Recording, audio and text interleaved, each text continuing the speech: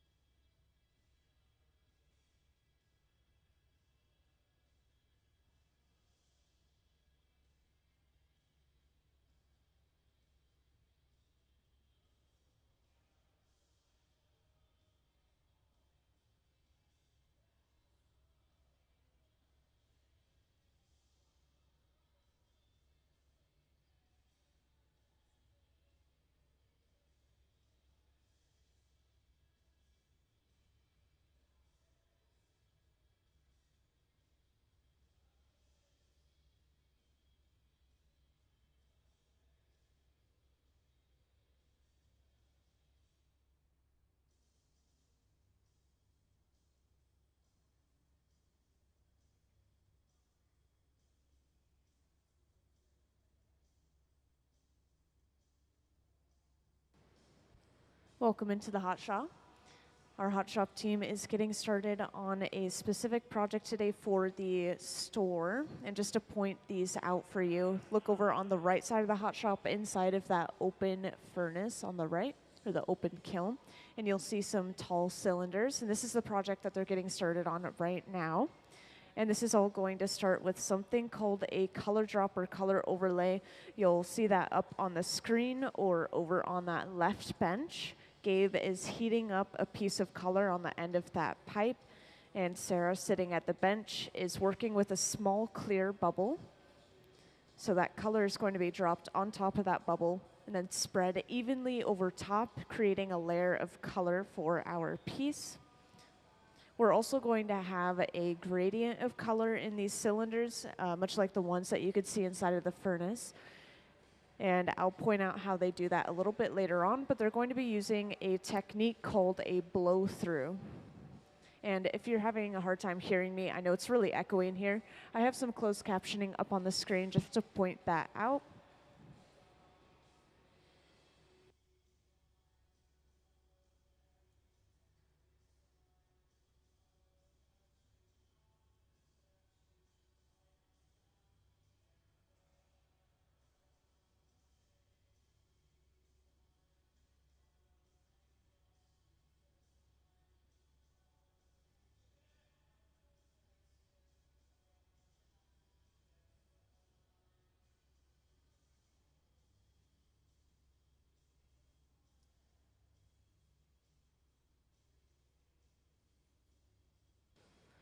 So now they've just dropped that color on top of that small clear bubble. And you'll notice they let that clear cool down just a little bit before they even dropped the color, and this is going to make sure that the bubble is maintaining its shape as they just press and move that color over top.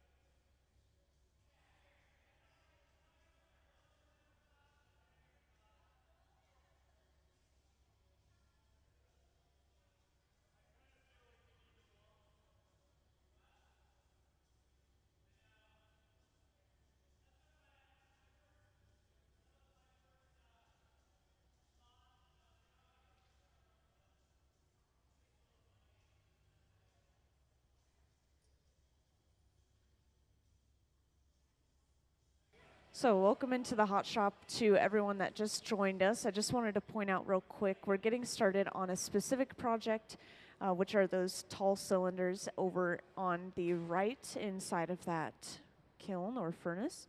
And over on the left bench, they've just started this project. It started with something called a color overlay, which is when they take a piece of glass like this called color bar, and then they'll heat this up on the end of a pipe and then drop it on top of a small clear bubble before evenly spreading that over top of the bubble. And this will give us that really smooth, even layer of color. We're also going to be doing something called a blow through, and this is going to give us almost a gradient of color, which you could see with those pieces over on the right as well. And I'll make sure to point out when that process is happening. If anyone ever has any questions, feel free to raise your hand and let me know. And since I have quite a few new people in here, I think I'll give just a little overview of the hot shop, and this will describe the temperatures of some of the different furnaces we're working with. So just to point out our first furnace, this large tank with the closed door here, you'll see them gathering our fresh, clear glass out of this furnace, and it holds about 1,000 pounds of clear glass, and it stays at a steady 2,100 degrees Fahrenheit. And when the glass is molten at that temperature, it's viscous and sticky, a lot like honey, has a very similar texture. So all we have to do is stick our heated pipe into the glass and turn, and it gathers a ball on the end, which is what some of you saw earlier. That's how we're starting all of our projects. And then we simply have to blow in the end of our hollow pipe. That expands the glass like a balloon on the end. And our open face furnaces, we have multiple of these on right now. These are running between 21 and 2300 degrees Fahrenheit, so a little bit hotter. And these are used only for reheating. They don't have any glass inside of them.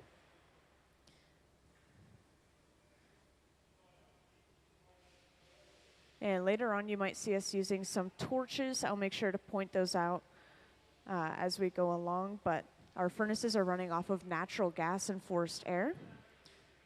And up on the screen, you could see Sarah using some sort of nozzle or hose. This is just blowing some compressed air onto the glass, and it's cooling it down a little bit more rapidly so that we can gather some more clear over top of it.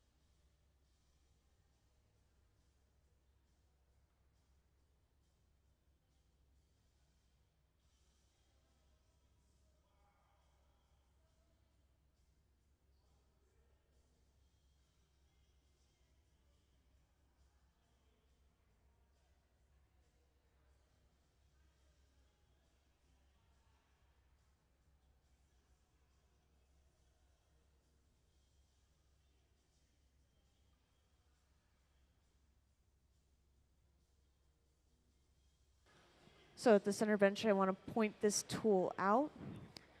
At the center bench, Gabe is using a block, which is that wooden spoon-shaped tool, and this is kept in water to help prevent it from burning. And this is going to smooth and even all of that fresh glass he just gathered out of the furnace. And he's actually pushed a lot of the clear to the bottom of the bubble. If you're sitting right in the front row, you may be able to see that a lot of the clear is at the bottom. And this is going to help us get that gradient from our technique called a blow through. So when we blow the bubble, this is going to push through the bottom of the color and into the clear. Because that clear is gathered up on the bottom and it's super hot, the bubble wants to go in that direction.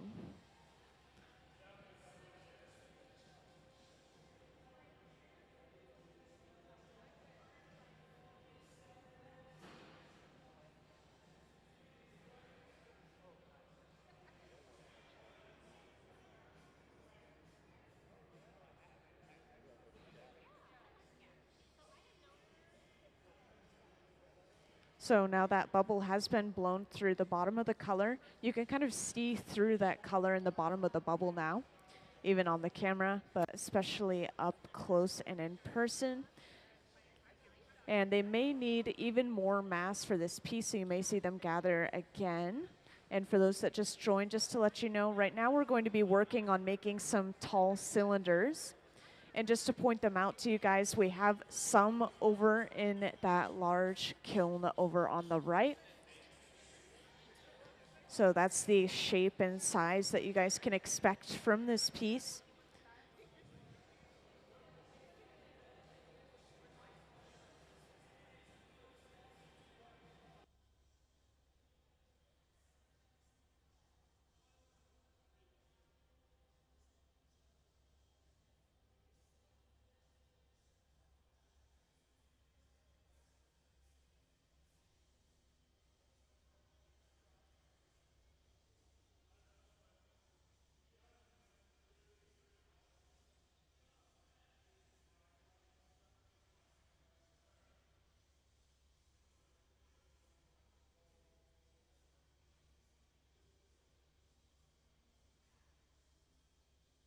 And at the center bench, you could see that Gabe went in briefly with a pair of tweezers and he just pulled a little bit of glass out.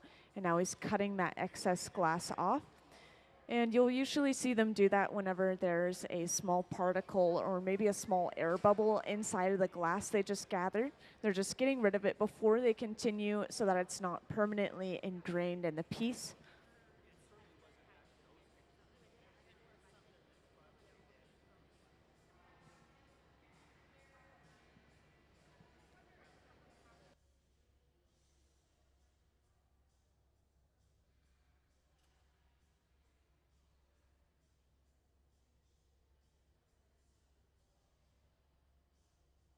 And over on that left bench, you could see that Sarah is working with that colored glass still as well. This is actually going to be turned into a large round bottom cup. And they're actually going to stuff this bubble that Gabe has created inside of that cup. And this is going to give us multiple layers of color and detail. Sometimes we can use that to get the color right on the surface of the glass because we would be stuffing the bubble inside of the color.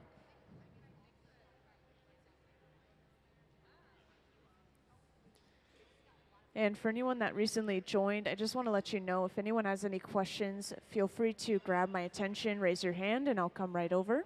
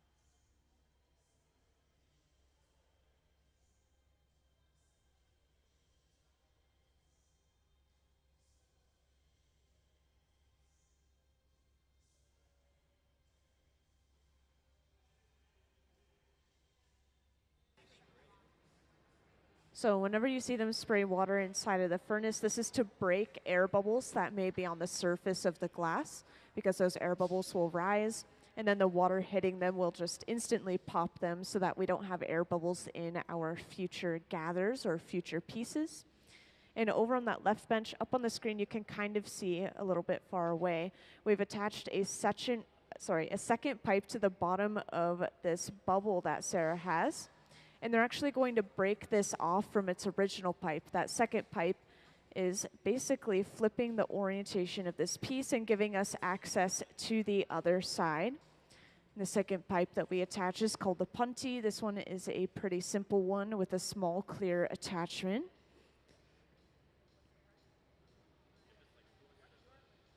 And now that they've broken that off from its original pipe, they're going to start heating up the other side of the piece, and they'll be able to open up that opening on the end into a cup shape. And maybe in a moment here, I'll be able to pull up a diagram.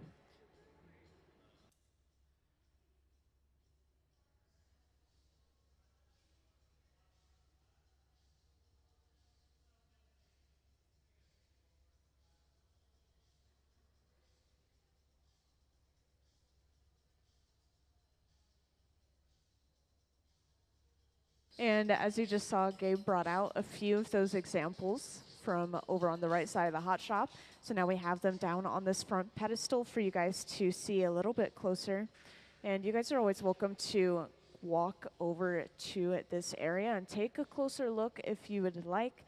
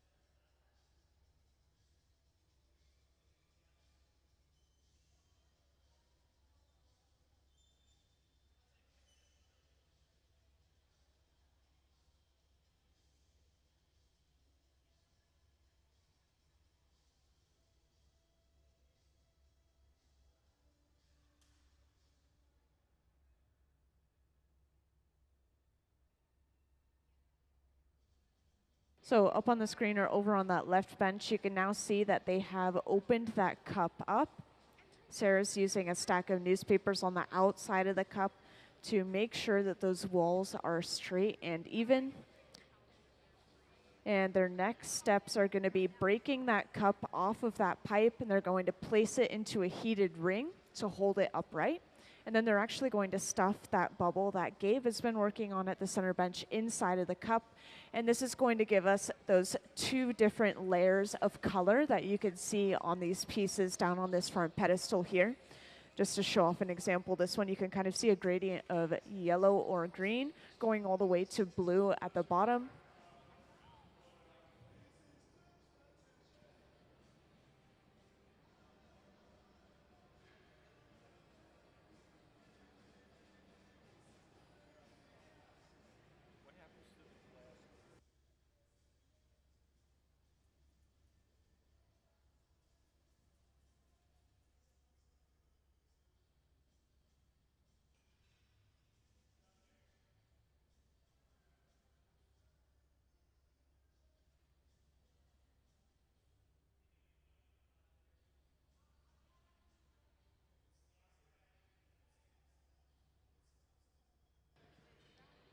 So now you can see Ben has just brought out that heated ring and placed it at the center bench. And he's wearing a special pair of gloves that's going to allow him to pick this cup off the end of the pipe to put it into that heated ring.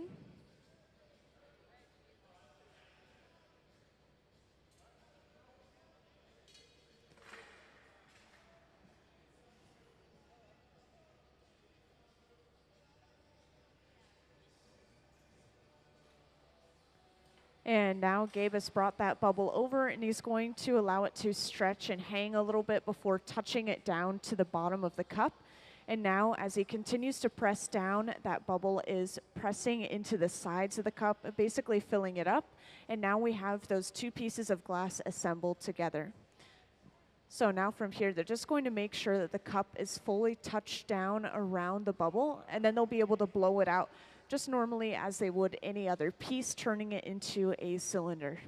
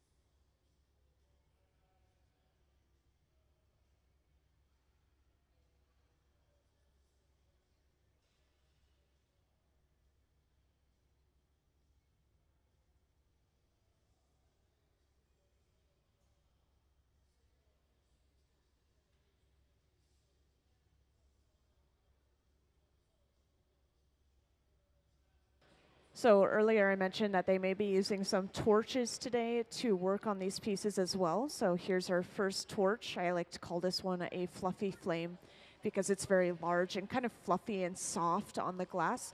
This one is running off of propane and oxygen. It can get up to around the same temperature as the furnace at around 21 to 2300 degrees Fahrenheit. And this torch is going to allow them to apply some extra heat to a specific area of the glass rather than heating up the entire thing overall inside of the furnace. So they can use this torch to even out the heat by heating up a cold area, or they can stretch just one section of the glass by applying some extra heat, for example. And this large metal table that you see Gabe using on and off, this is called the marver. And the marver surface is going to cool down the glass, kind of creating a crust of hard glass. And this will make it so that they can blow it out in a very specific way. So now you can see they're using that air nozzle to cool down the tip of the glass as they're heating up the back end of the glass. So there's really trying to even that heat out.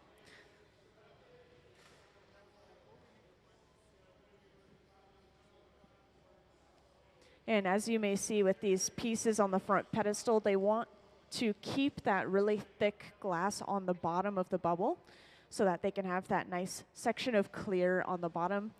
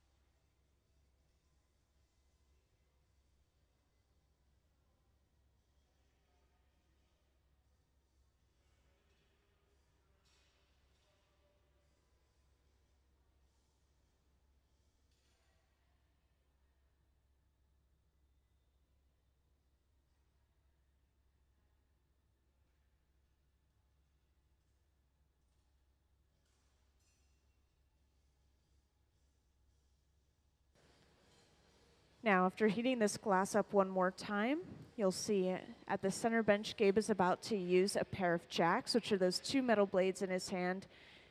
And this is one of the most important tools in the hot shop. You'll see us use these very frequently. And right here, he's going to be using them to create a jack line in the glass. And that is that divot you see forming near the connection to the pipe. This is where we remove this piece from the pipe a little bit later on.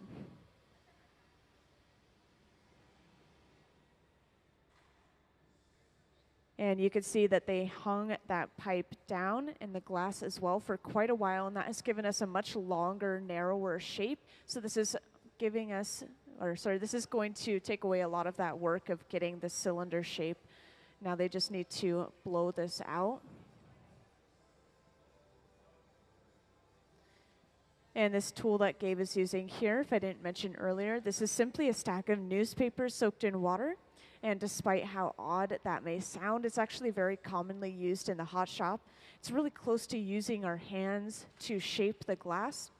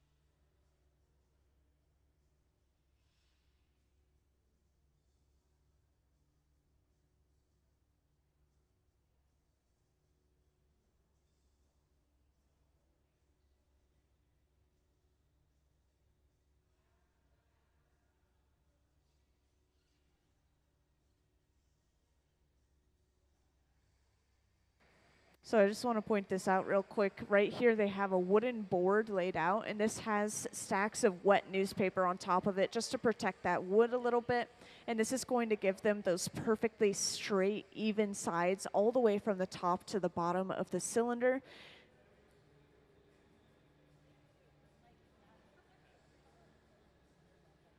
And as they continue blowing this out, you can still see that nice thick bottom of clear glass that they're going for.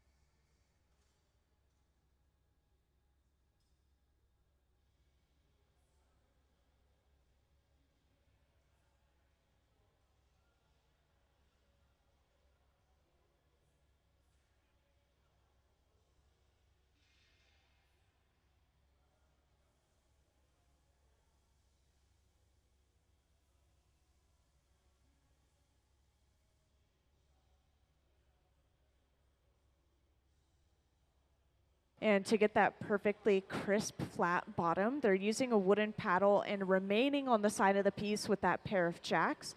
And this is really forcing and pushing that glass into that nice crisp corner.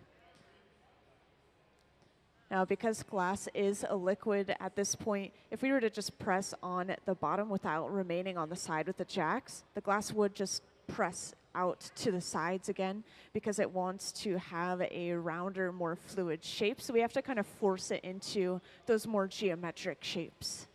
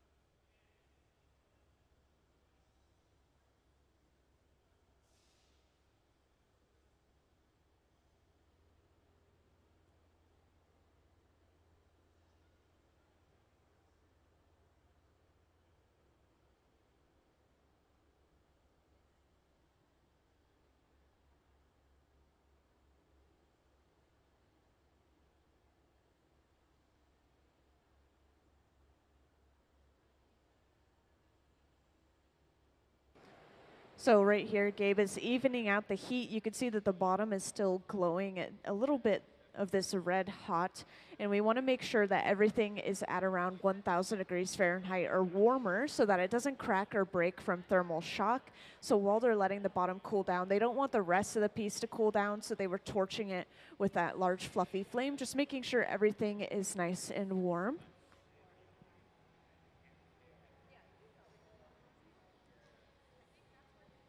And the bottom of our piece is done. So to work on the top part of the piece, they have to attach a second pipe to the bottom, just like they did earlier with that color cup over on the left bench.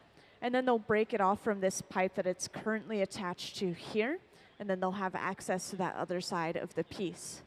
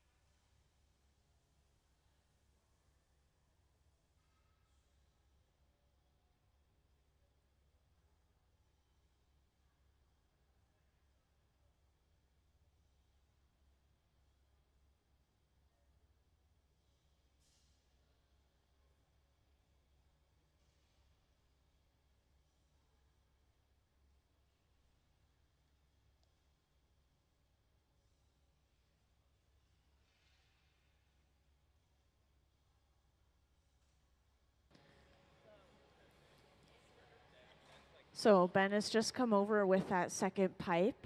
Once again, the second pipe is called the puntee. And this one has a small clear attachment on the end. This is just going to be placed right in the center of the bottom of the cylinder.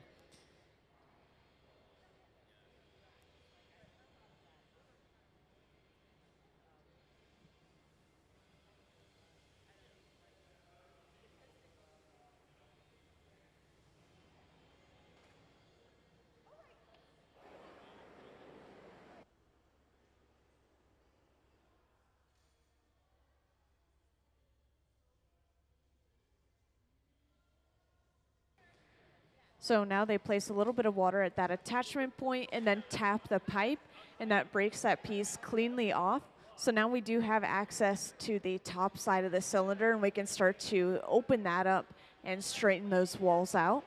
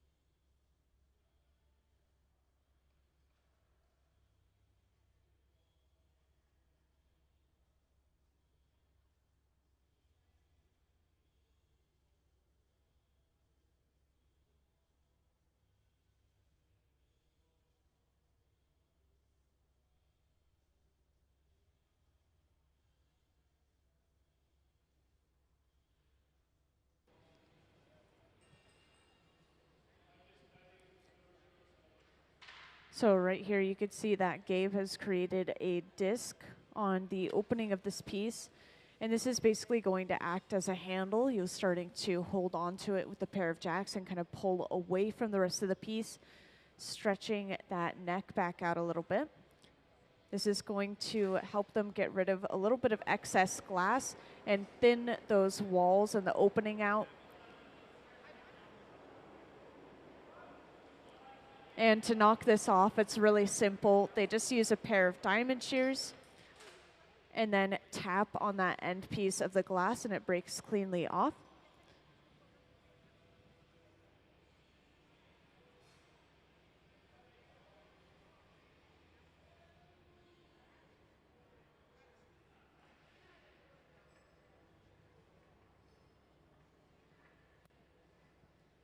And for those that just joined, at the center bench, you could see right now we're working on making some cylinders. But just to point out some final products for you guys, right here on this front pedestal, we have some final products.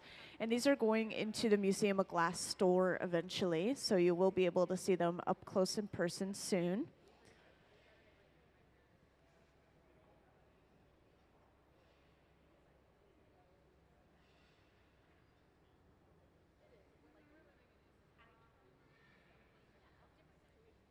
And after heating up the front end of this piece one more time, Gabe is able to go in with that pair of jacks again and start to slowly open this up.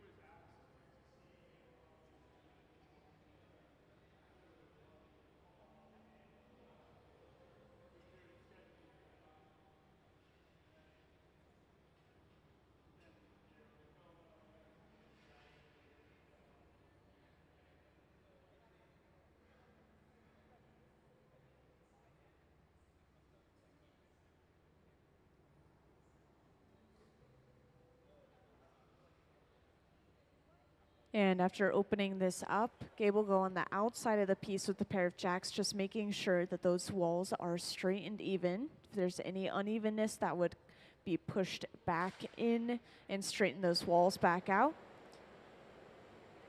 And once again, going in with that fluffy flame. This is running at around 2,300 degrees Fahrenheit. And this is going to allow them to even the heat out. Just make sure everything is at around 1,000 degrees Fahrenheit or warmer. As you can see, the back end of the piece is pretty cold right now. There's not really any glowing color of heat inside the pipe, inside the glass. So they're going to make sure that that's nice and warm so we don't get any cracking or breaking from thermal shock.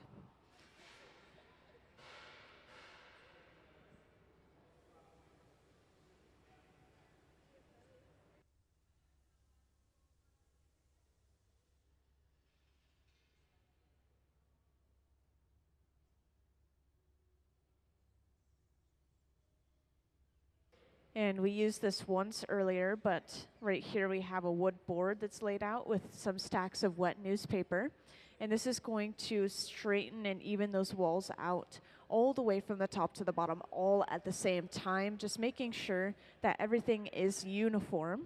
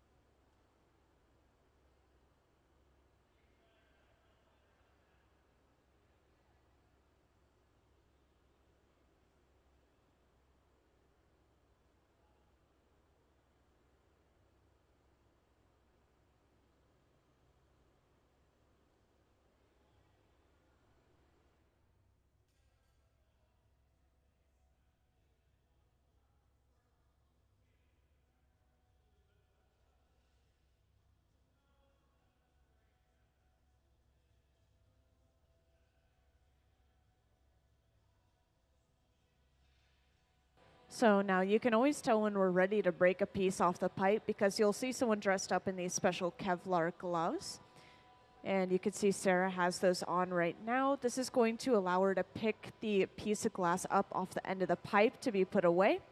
All they do to break it off, just like earlier, is apply a little bit of water to that connection point, and then all they have to do is tap the pipe, and that should break that piece cleanly off. And of course, they're going to torch the bottom to get rid of any leftover sharp ends before putting it away inside of the annealer, which is the large black box over on the left wall. This will slowly cool that glass down at least overnight so it doesn't break from thermal shock. So we're not going to see that piece until tomorrow. And let's give them a round of applause for completing their first piece of the day. Thank you. And for those that just joined, we are going to get started on our next one very shortly here over on that left bench. You'll be able to see how we applied that color, how we got the gradient of color. And once again, if anyone ever has any questions, feel free to raise your hand and let me know.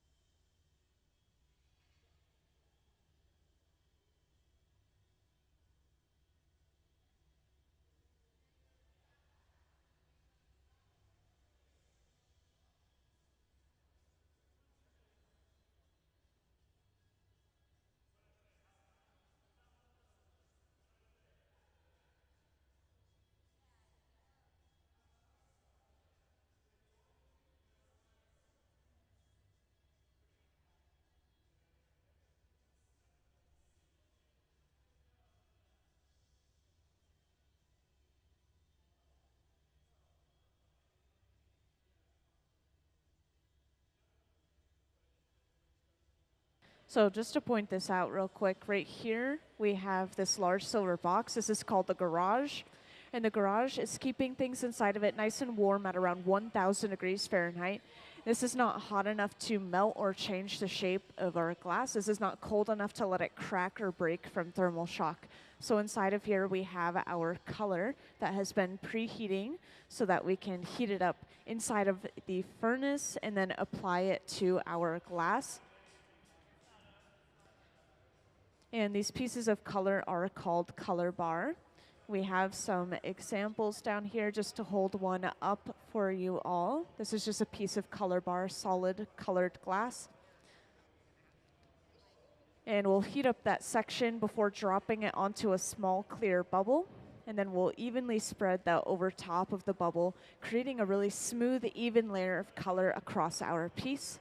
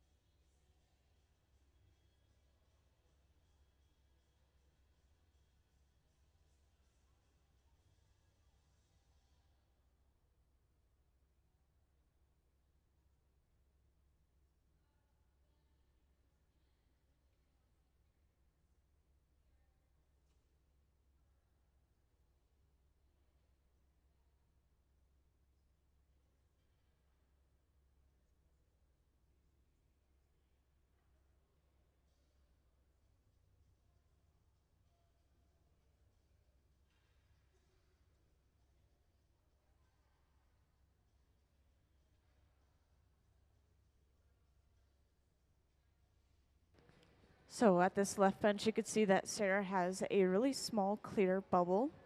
And this is going to stay that size. She'll let it cool down a little bit before they drop that color on top of it. And right here you can see Gabe has just sprayed some water inside the furnace as well. I always have people that ask what that purpose is, and this is breaking the air bubbles on the surface of the glass. So next time we gather our glass for our piece, this is going to make sure that we don't get any of those air bubbles.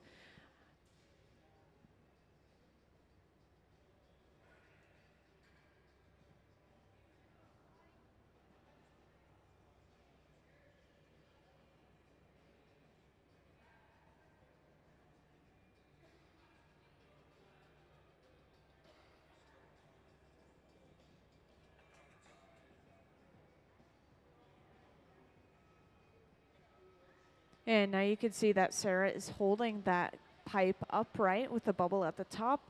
And now that hot color has been brought over, and this is going to be dropped directly on top before being pressed down into a little bit of a disc shape.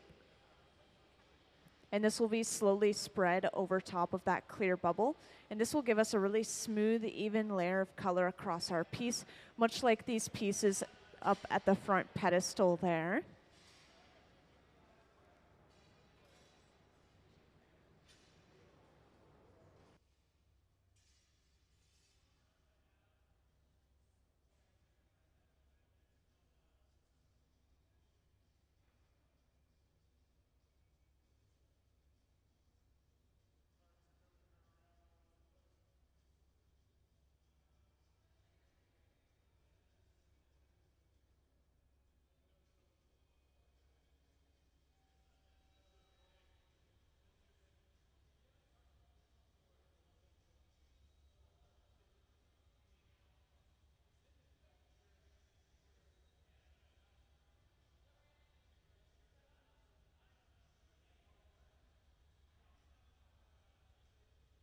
Now, this metal table that Sarah's using to roll this glass is called the marver.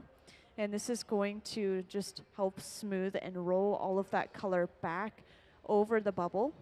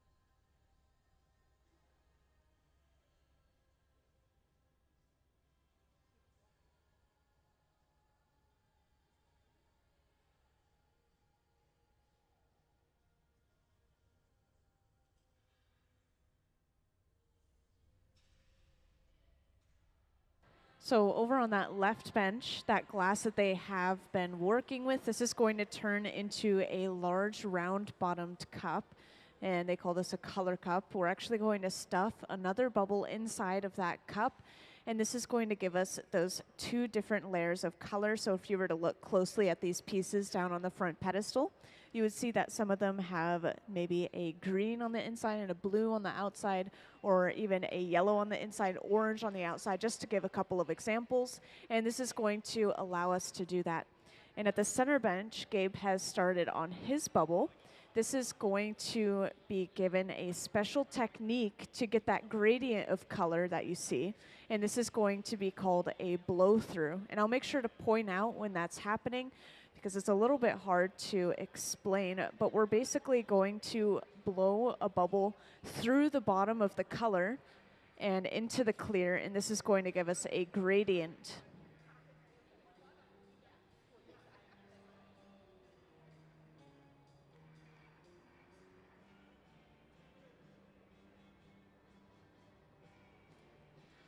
And over on that left bench, Sarah is going to build up a little bit of mass by gathering some more layers of clear and then blowing this out into that cup.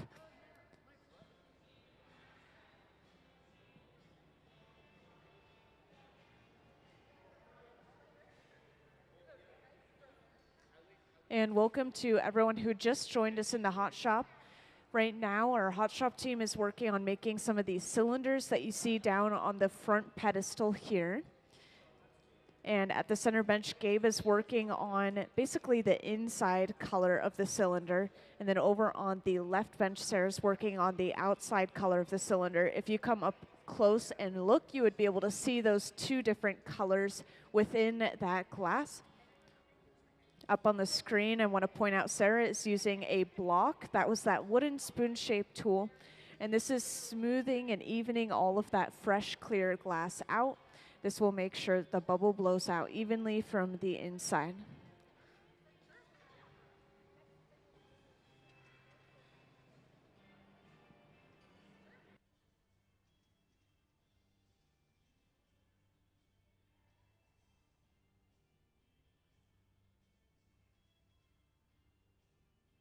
And at the center bench, I'd like to point this out. You can see that Gabe has gathered one more layer of clear. And using that block, the wooden spoon-shaped tool, he actually pushed a lot of the clear to the bottom of the bubble. You can really see it from this angle right in the front. You can see that clear separation between the color and the clear. So now when he blows, this is going to push the bubble through the bottom of the color and into that hot clear. That's where the bubble wants to go because the glass is so hot on the bottom.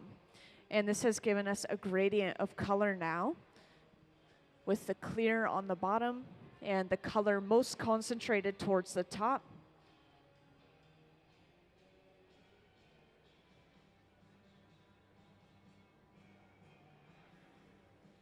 And right here up on the screen, you can see a really good visual of that blow through technique. You can see the bubble was actually blown through that color, and it basically created a window of clear. And when this blows out even further, we'll see it's going to be a beautiful gradient of that color.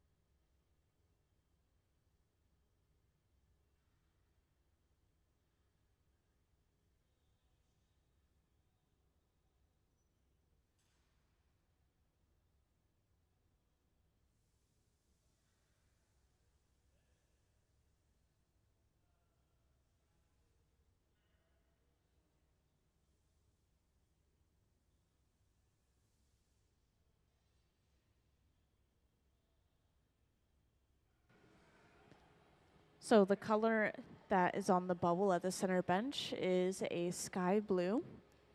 And they're going to gather over this one more time. Once again, they're building up more mass every time they gather that clear glass. And actually, we have a lot of new people in the hot shop, so I just want to give a quick little overview. This will describe the temperatures of the furnaces that we're working with, and I'm going to start with the one that Gabe is gathering out of right now. So this furnace is our clear glass furnace, and it holds up to around 1,000 pounds of clear molten glass, and it stays at a pretty steady 2,100 degrees Fahrenheit. And when the glass is molten, it's viscous and sticky, a lot like honey. So all we have to do is stick our heated pipe into the glass, and when we turn, it gathers a ball on the end. So that's how all of our projects are starting. And then we blow into the end of our hollow pipe, and just like a straw, it's going to go all the way through and inflate that glass like a balloon on the end. And our open phase furnaces at each bench, these are for reheating, running between 21 and 2,300 degrees Fahrenheit. And we have multiple of these on today so we can work at multiple benches at the same time. So there's not really a huge difference between those furnaces themselves. We just need to be able to work on multiple parts of the project at the same time.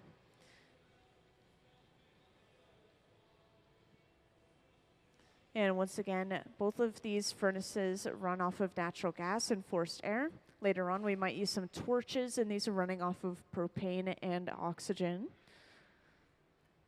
And at the center bench, Gabe is working on a bubble that's going to be stuffed inside of a cup. Over on the left bench, they're working on that cup right now. And do we have the stuffed cup diagram that I could put up on the screen? So up on the screen, you'll see a diagram of a stuffed cup. I just wanted to show this off real quick. You'll be able to see this pretty soon here. Over on that left bench, they're making that cup. It's just one single transparent color. And then at the center bench, Gabe has an opaque color that's going to be stuffed on the inside. So this is going to show off those two colors at the same time, much like our cylinders down on this front pedestal right here. Now at the center bench, Gabe is using a stack of newspapers soaked in water. And that may sound like an odd tool, but it's actually very commonly used in the hot shop. They're pretty accessible, and it's really close to using our hands to shape the glass.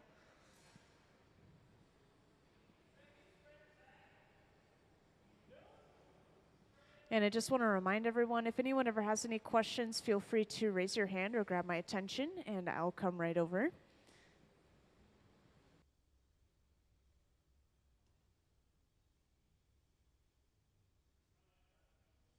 Over on the right, Gabe is actually using a pipe cooler, and because the pieces we're working on today are a little bit smaller, we won't see them use this too often, but this is just a trough of water, splashes water up onto the pipe, cooling it down almost instantly so that we can handle the pipe a little bit closer to the glass again.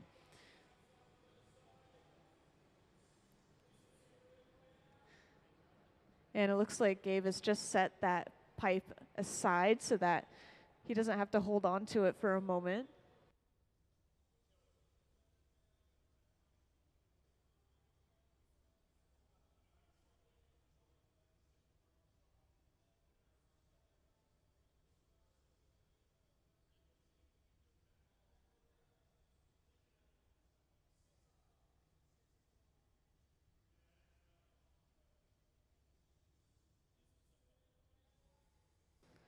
Now, up on the screen or over on that left bench, you could see Sarah working with this round bottom cup, and she's just working on opening it up now. And this cup is going to remain with that round bottom. Just as you saw with that diagram, we need it to fit to the shape of the bubble that Gabe has been making as well.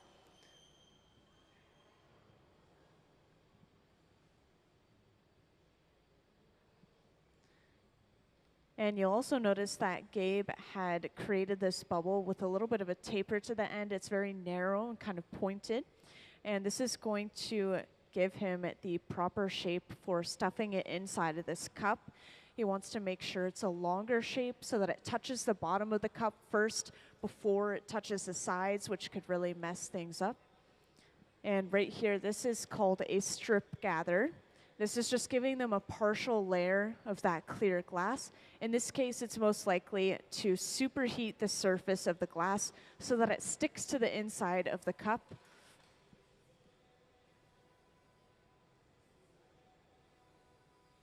And just now, Ben has brought out a heated ring and placed it on the floor next to the center bench.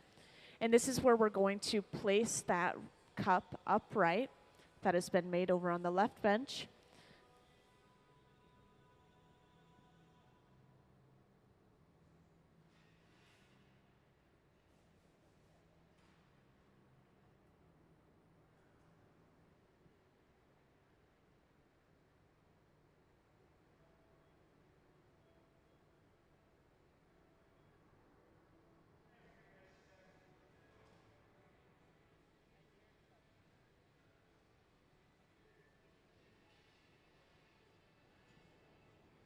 So now Sarah is coming over with that cup from the left bench, and this is going to be broken off and placed into that heated ring.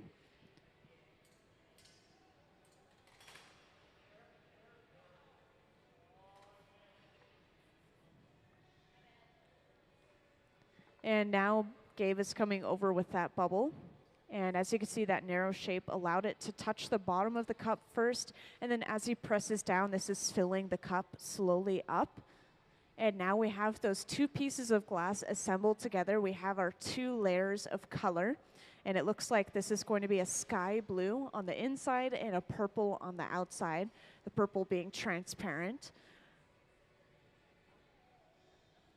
So now they're just going to continue working with this glass. They're going to make sure the cup is fully touched down around the sides of the bubble before just treating it as any normal piece and continuing to blow it out into that cylinder. And for those that just joined, we are working on these cylinders right now. And this is how we're getting our two layers of colors by stuffing one bubble inside of a different colored cup. So just to like point a couple out, we have maybe orange inside of pink and green inside of blue here and orange inside of yellow.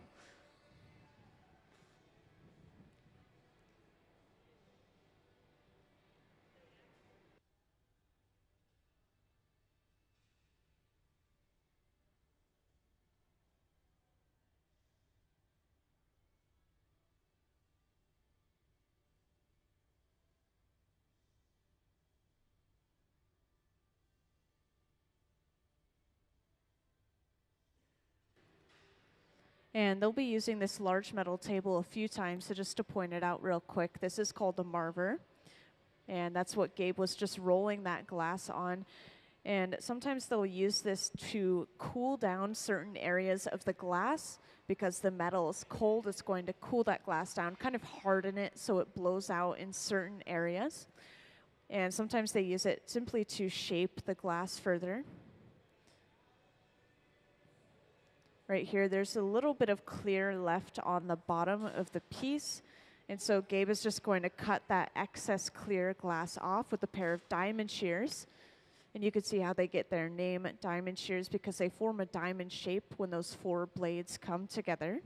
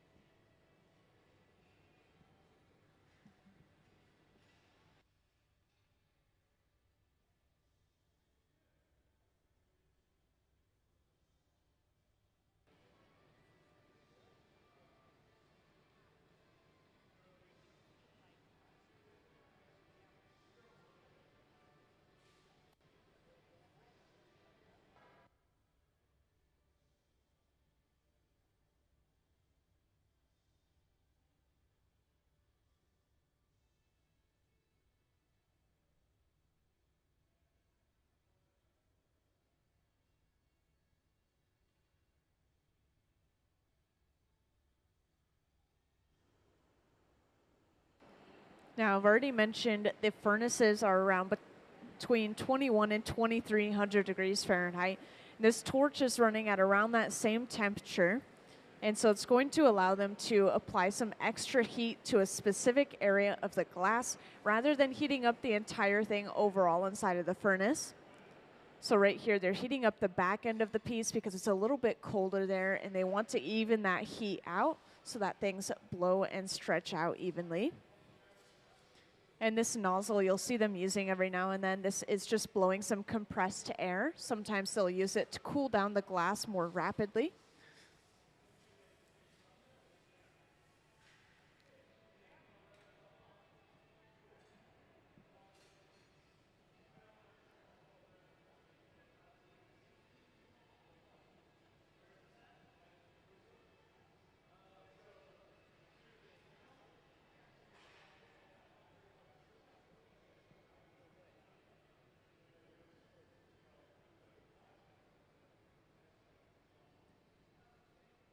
And next, Gabe is going back in with that stack of newspaper soaked in water.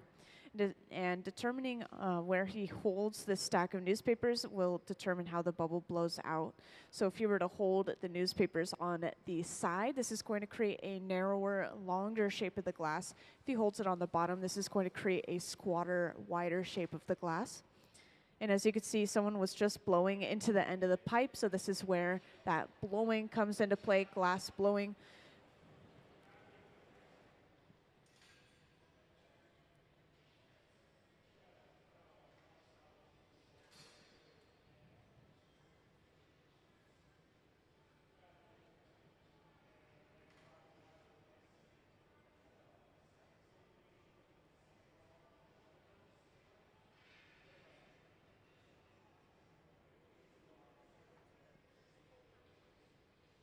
And next, Gabe is going in with one of our most important tools called the jacks. And he's creating a jack line in the glass. This is where we're going to remove this piece from the pipe a little bit later on. The divot forming is where we will remove it.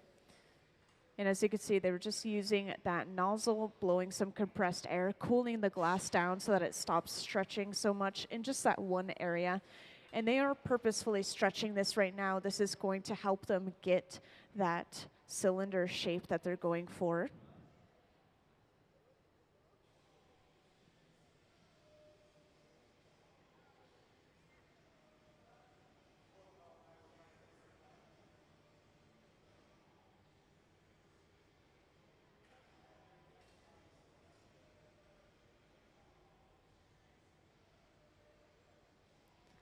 And because the glass is so hot right now, we can't really see the true color of the glass. But as this cools down more and more, you can really start to see that purple and more of the blue underneath as well.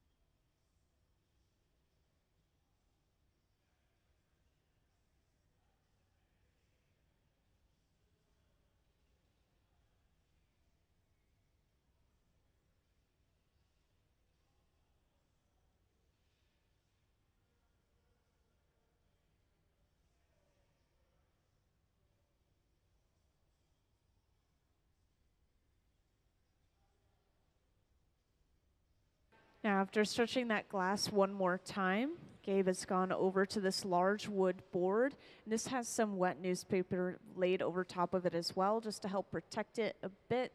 And this is going to apply a really even pressure along the entire side of the cylinder. This is going to straighten those sides out pretty quickly.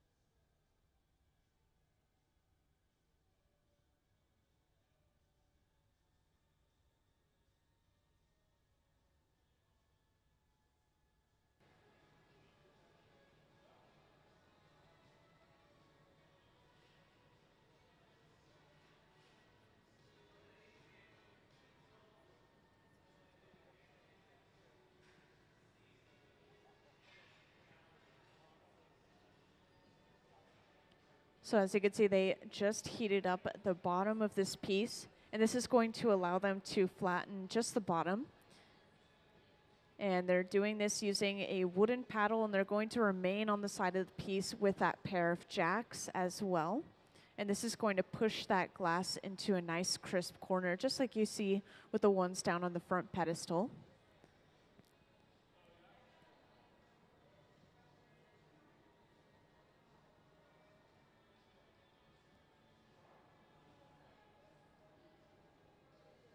And the glass on the bottom of this piece is really thick, so they're going to have to allow that to cool down for quite a bit before they move on to their next steps.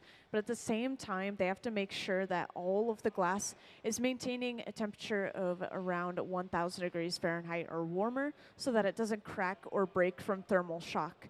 So next, you'll probably see them using that torch quite a bit, heating up the main body of the piece and avoiding the bottom of the piece, which is super hot still. And for those that just joined right now, we're currently working on making some of these cylinders that you see down on the front pedestal here. And these, I've been told, are eventually going to go into the store. And if anyone ever has any questions, feel free to raise your hand and let me know.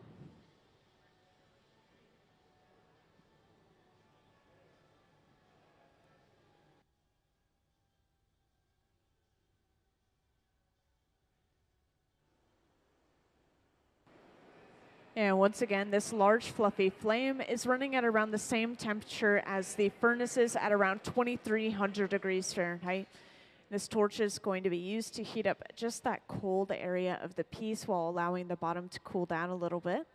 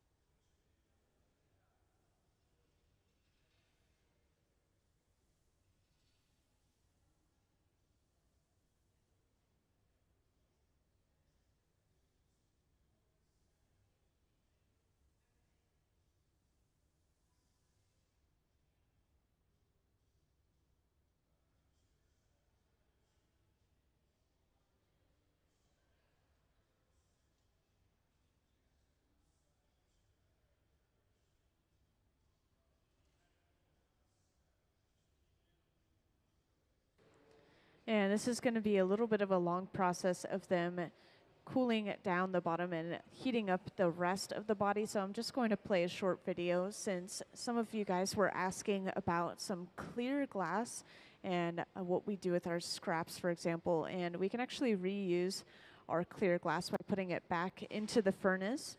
And so I'll just play a short video talking about how we fill our furnace up. So can I have the charging the furnace video, please?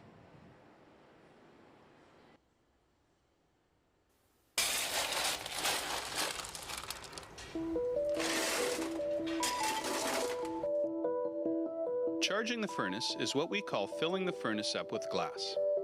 Glass cullet is washed clean and loaded into tubes for filling. Here at the museum, we don't use recycled bottles. Instead, we melt cullet that has been specifically designed to make blown glass art. The primary ingredient in glass is silica sand, or silicon dioxide.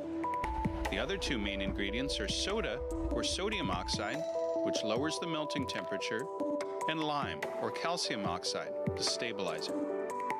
Once the cullet is loaded into the 2,300 degree furnace, a rake is used to level the glass for even melting.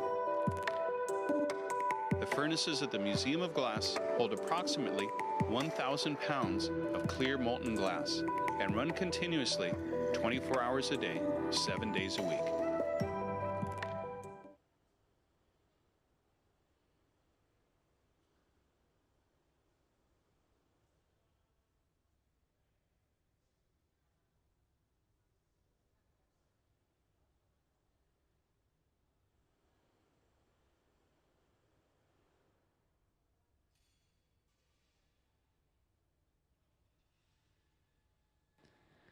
So our color for today is coming from something called Color Bar, and I'll just hold up an example for everyone to see real quick.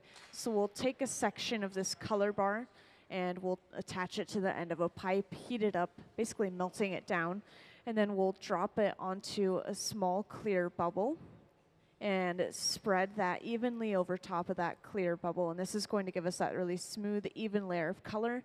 And as for the colors themselves, it's different metals and minerals mixed into the glass, but that's not done here at the museum, so I can't tell you the exact process of that.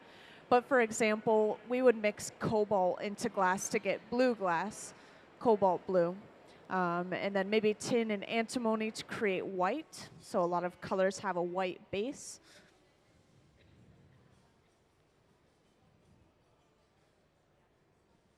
And at the center bench here, you can see they've just attached a second pipe to the bottom and then broke that piece off from its original pipe. This is basically flipping the orientation of the piece. Now we have access to the top side of the cylinder, and we can start to open it up and straighten those walls out a little bit.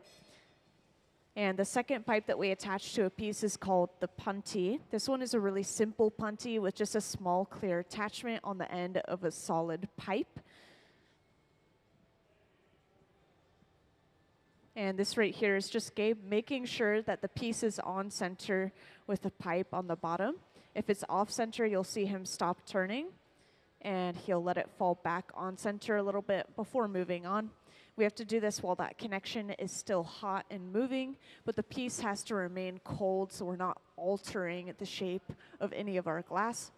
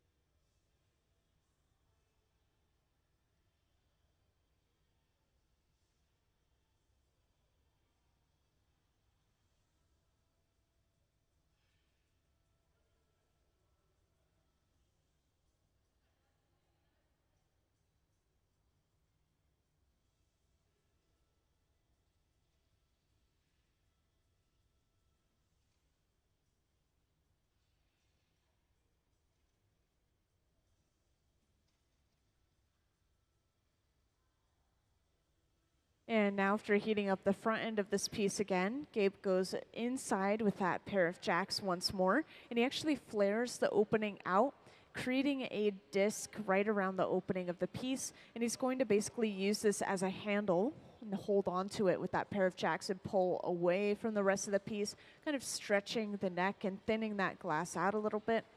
And this is going to get rid of a lot of excess glass as well. And then Sarah quickly goes in with a Sophietta, just blowing a little bit more air into the piece, inflating the shoulder out. So a very quick process, but this little piece that they've created around the opening, they're just going to break off. It is excess glass.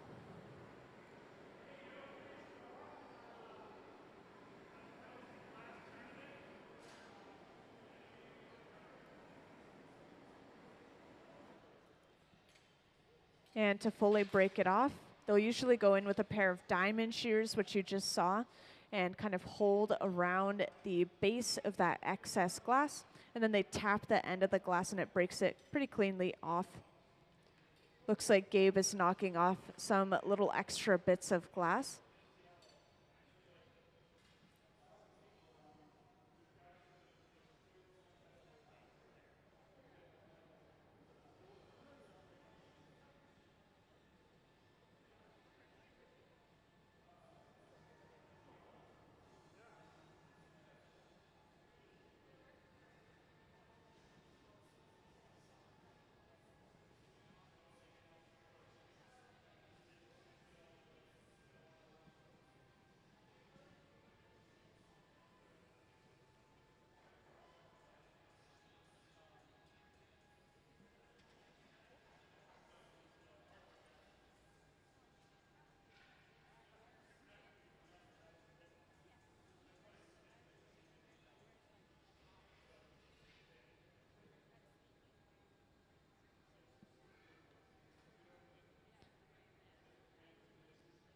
And now after heating up that opening one more time, Gabe goes in with that pair of jacks again, and he's able to go on the inside and slowly open that up. And we're just going for straight walls. We're not trying to flare it out like a vase.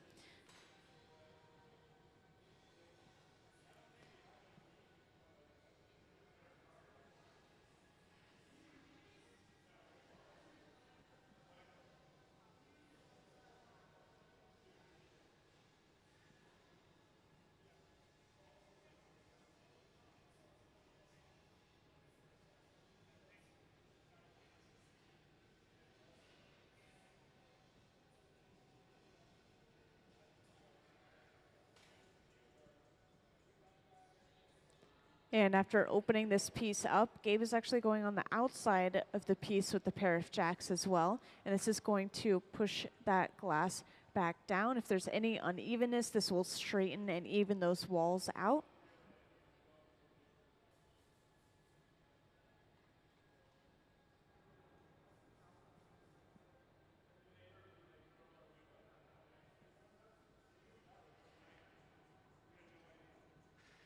And for anyone that recently joined, right now we are working on making some cylinders. And you can see some examples of these cylinders down on this front pedestal, kind of close to the right side of the hot shop here.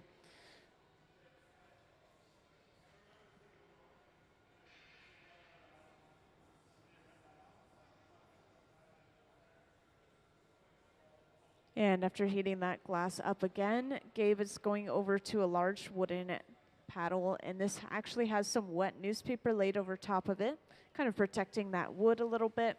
And as you can see, this is applying an even amount of pressure across the entire wall all at the same time. This is going to make sure everything is very straight and even.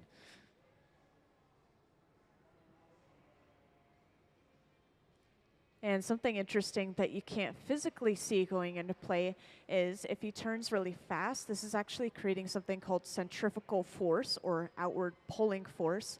So if you were to spin that piece really fast on that newspaper, it's actually pressing the glass into the wooden board.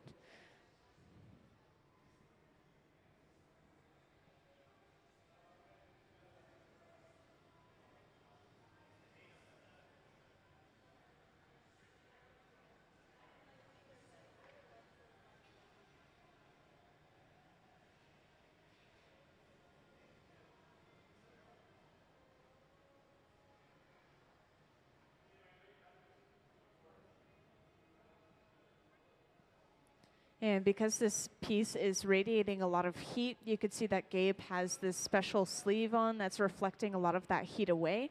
But on top of that, if we have enough people, we'll usually have someone holding a wooden paddle up to the artist's arm or hand, and that's going to really deflect and block a lot of that heat from hitting the artist.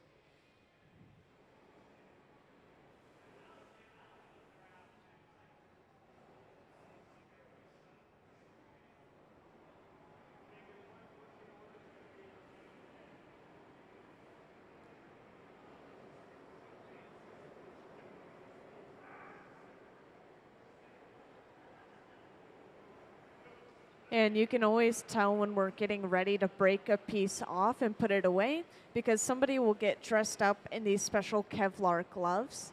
And this is going to allow Sarah to pick this piece up off the end of the pipe to be put away.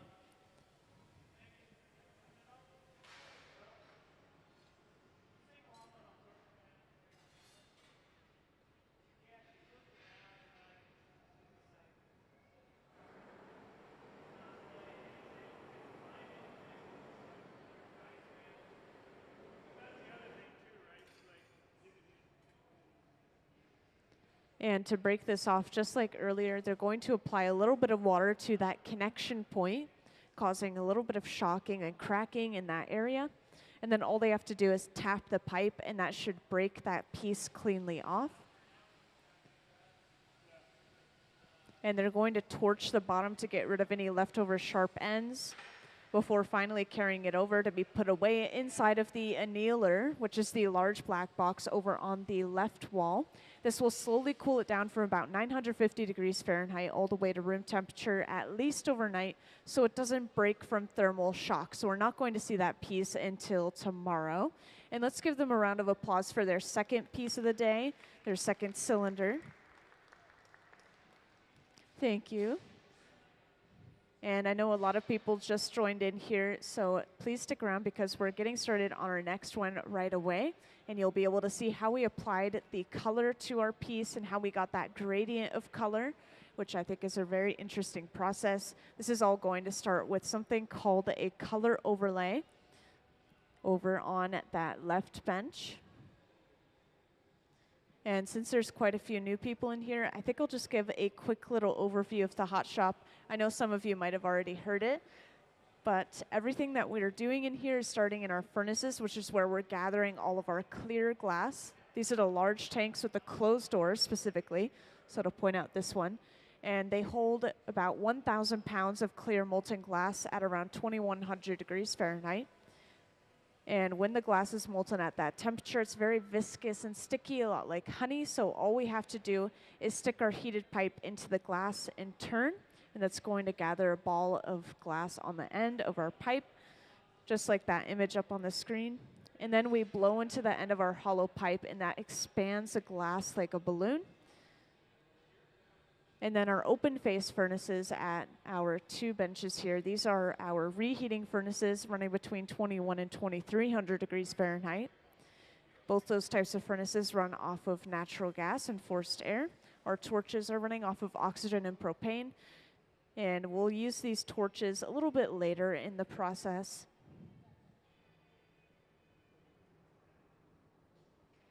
And if anyone ever has any questions, feel free to raise your hand and I'll come right over.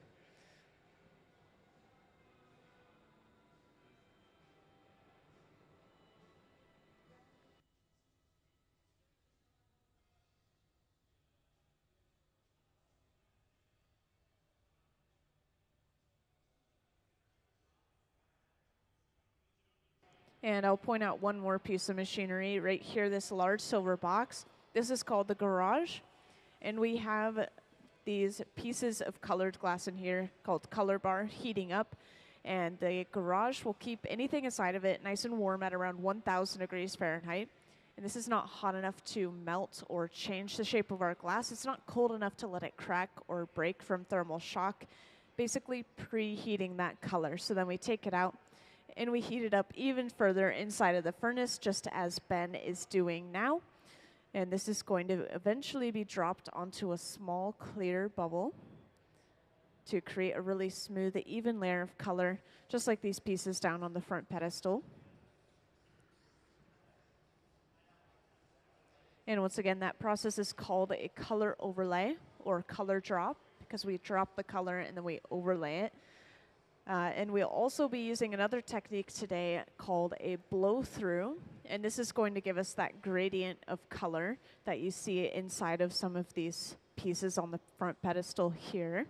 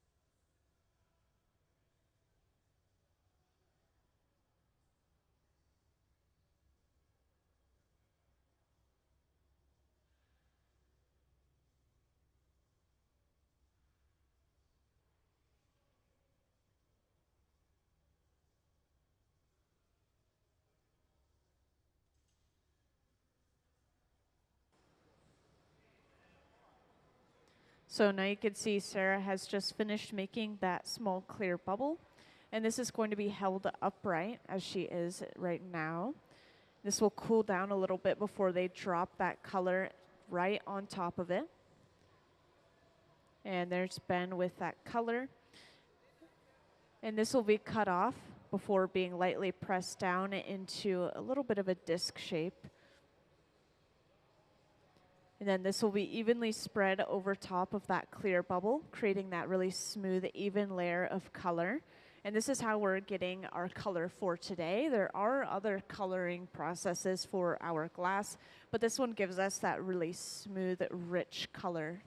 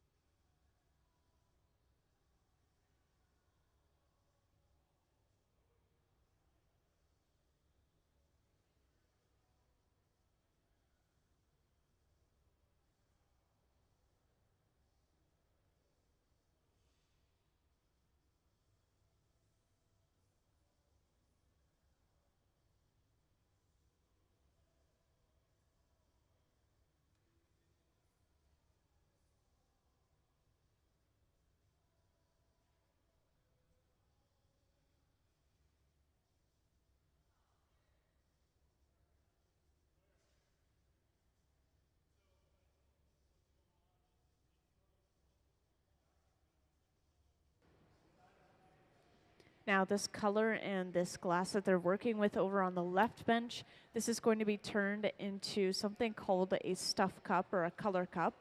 And can I have the diagram of a stuff cup up on the screen, please?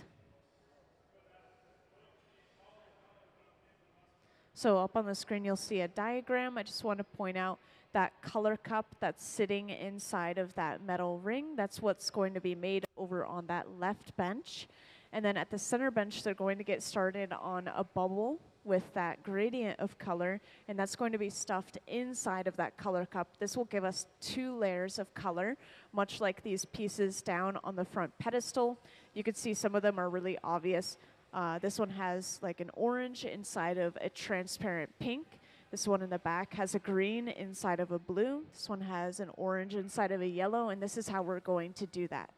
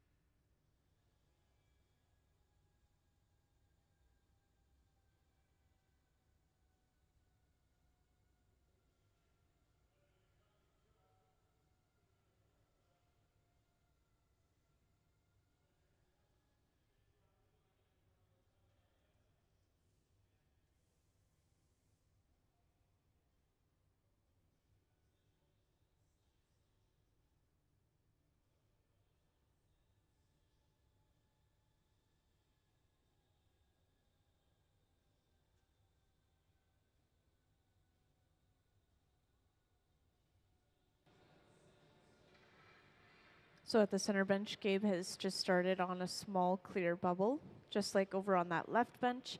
And this is going to be the start to our color drop or color overlay. So Ben is heating up another piece of color that will be dropped on top.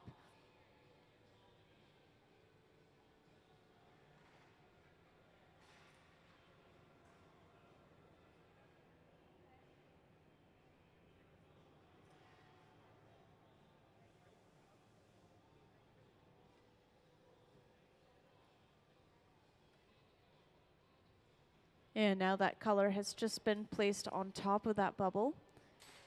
And all they have to do is evenly spread this out.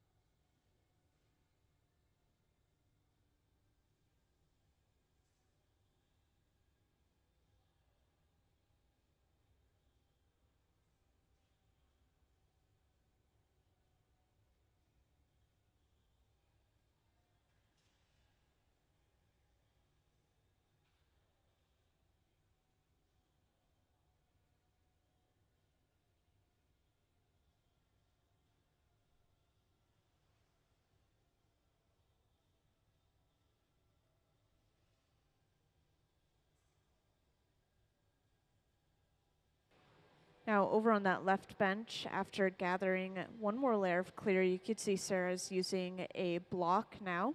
And that's that wooden spoon-shaped tool. You could kind of see it up in the distance on the screen.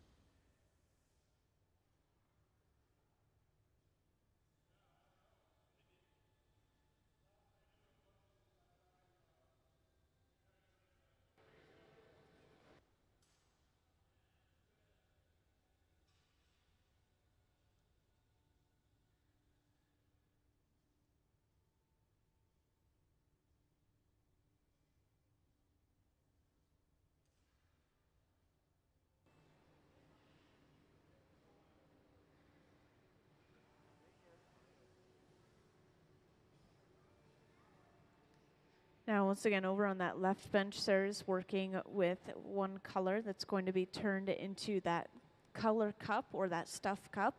And then at the center bench, Gabe is getting started on the bubble that will be stuffed inside of that stuff cup.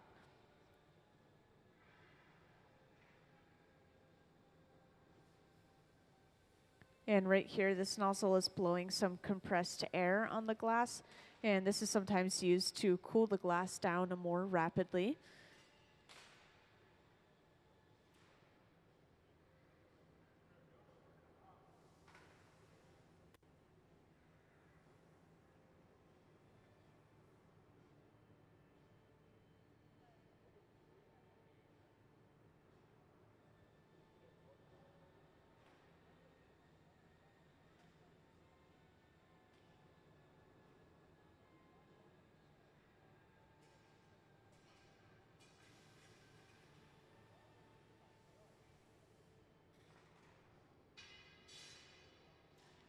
And now that this color has been cooled down at the center bench, Gabe will be able to gather one more layer of clear over top of it.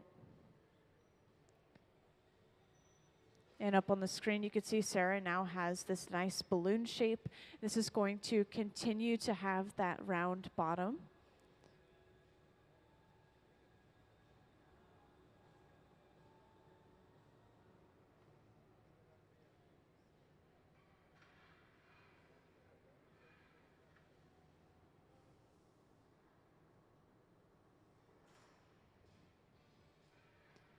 Now the center bench Gabe is going to use the block, which I briefly mentioned earlier, and he's actually going to push a lot of that clear glass he just gathered to the bottom of the bubble.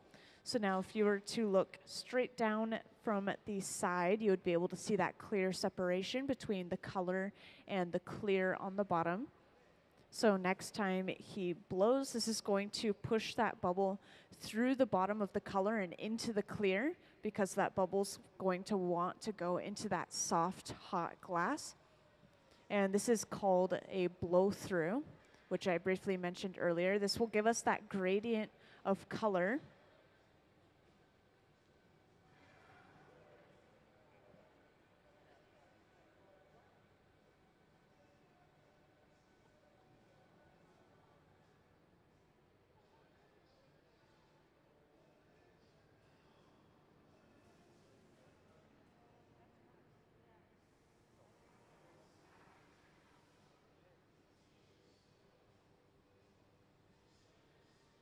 And up on the screen, you can see a second pipe is being attached to the bottom of that balloon shape over there.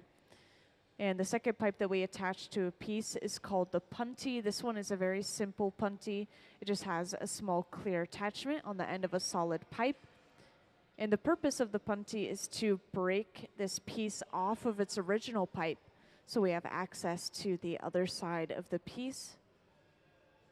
And the way they do this is by squeezing the jacks on that jack line and then tapping the pipe, and that breaks that piece pretty cleanly off.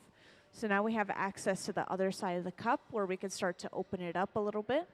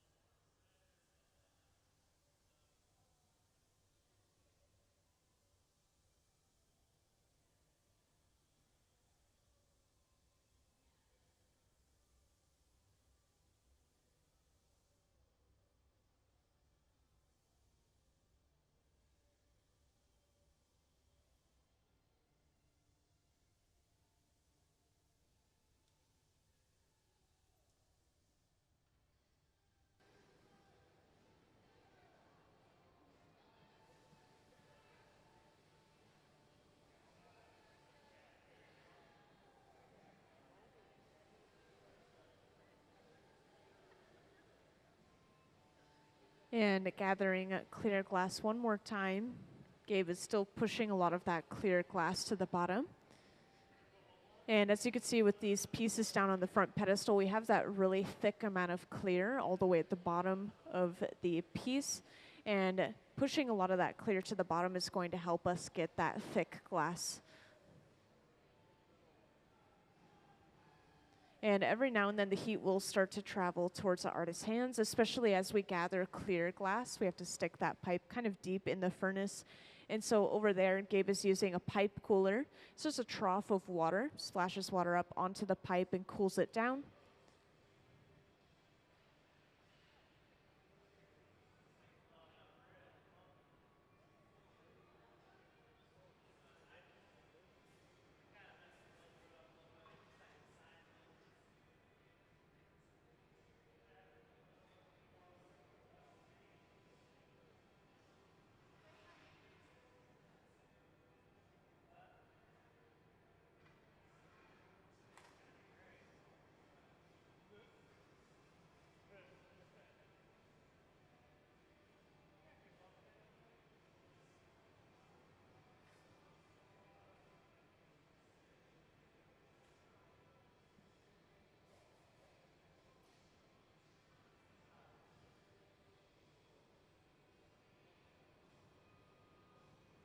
And over on that left bench, you can see they've pretty much fully opened that cup up and they have the shape they need.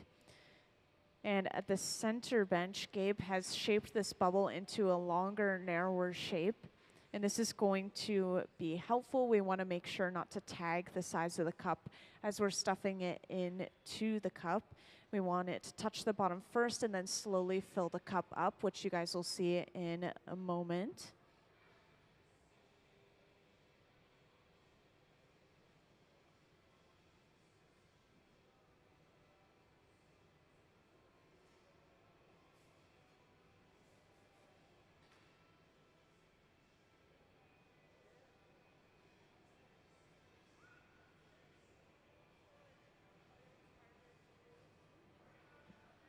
So that's a good question. Someone just asked, are different colors harder to use? And there's actually a purposefully hard white. I forgot the little nickname that they have for it, but there's a white that they want to be hard, and they'll pull it out into these really thin strands of white, and then they can use it on pieces to get this really fine but really detailed, crisp color. And you may actually see some pieces in the store. If you go to the back wall, there should be these vases and larger pieces that have these really thin white squiggly lines, and that's an example of that really hard white color. But other than that, sometimes there's colors that are just naturally harder to work with than others. So if you have black and white right next to each other, they have slightly different melting points, and they're going to want to blow out differently. And so we have to really adjust how we work with that piece.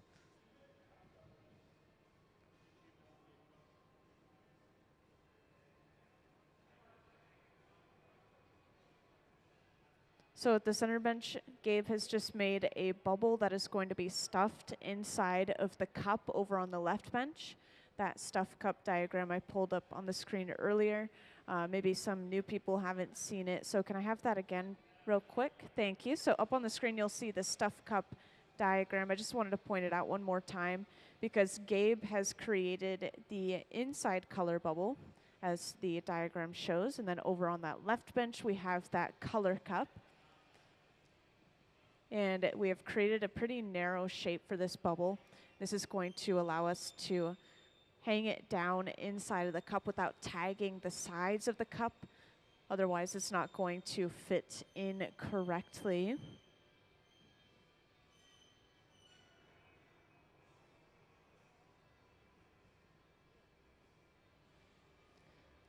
And now Gabe will gather one final time. This is his last gather before they stuff that bubble inside of the cup. And this is actually going to be a strip gather. So we're actually going to allow a lot of that glass to drip right back off the end of the bubble. And this is just giving us a partial layer of clear glass, basically superheating the surface of this bubble.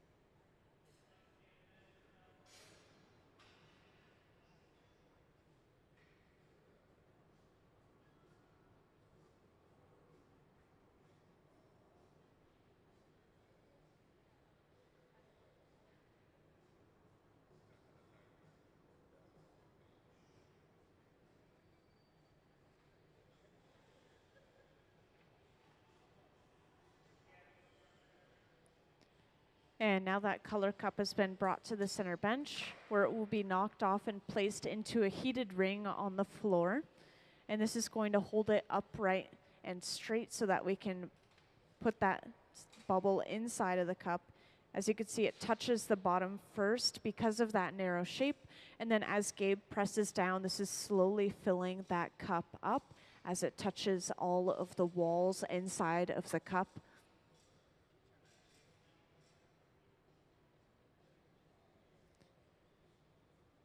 And now we have those two colors assembled right on top of each other. And they're going to make sure that the cup is fully touched down around that bubble. You can see there's a little bit of an overhang before just continuing to blow this piece out as they normally would with any other piece. And once again, this is going to turn into a cylinder, much like these pieces down on the front pedestal here. And the purpose of the stuff cup and the different color bubble inside is to get these two different colors that you can see with some of these cylinders here. Like for example, this orange inside of the pink here and this green inside of the blue in the back. This large metal table you'll see Gabe using on and off for this project. This is called the marver. And the marver is going to shape the glass. It's going to cool down the surface of the glass so it blows out exactly how they need it to.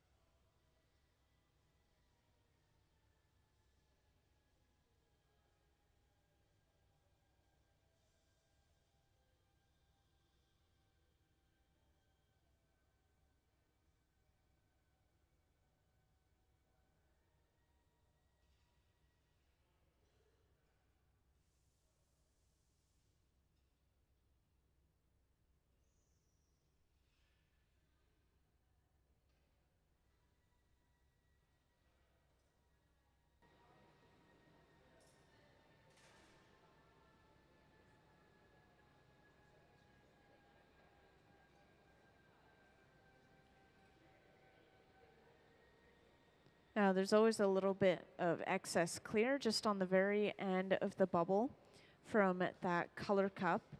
So they're just going to heat up that little end piece before cutting it off.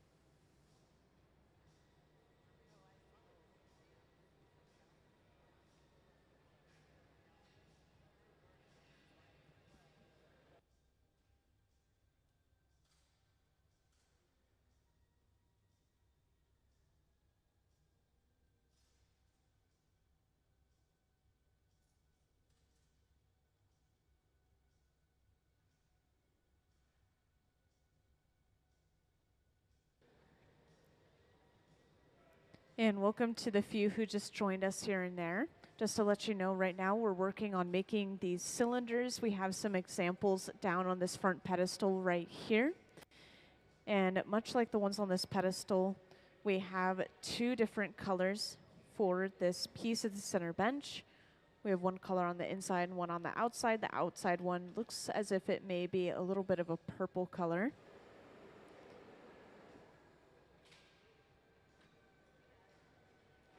Now, the temperature of the furnaces are around 21 to 2300 degrees Fahrenheit, and this torch is around that same temperature as well. But this torch is going to allow us to heat a specific area of the glass rather than heating up the entire thing overall inside of the furnace. So right now you can see they were heating up the back end of the piece and also putting a little bit of compressed air onto the end of the bubble. They want to keep that glass thick for the bottom of the cylinder, so they're going to cool that area down and then heat up the rest of the bubble.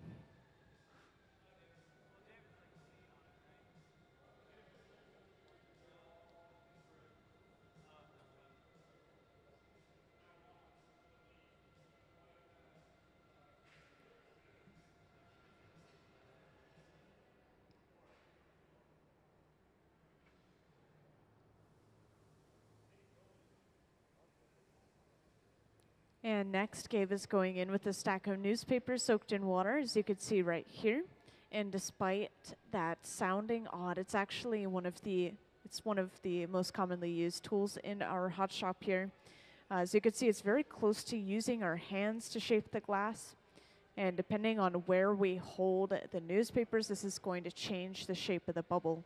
If we hold the newspapers on the bottom, this is going to create a squatter, wider shape. If we hold it on the side, this is going to create a longer, narrower shape.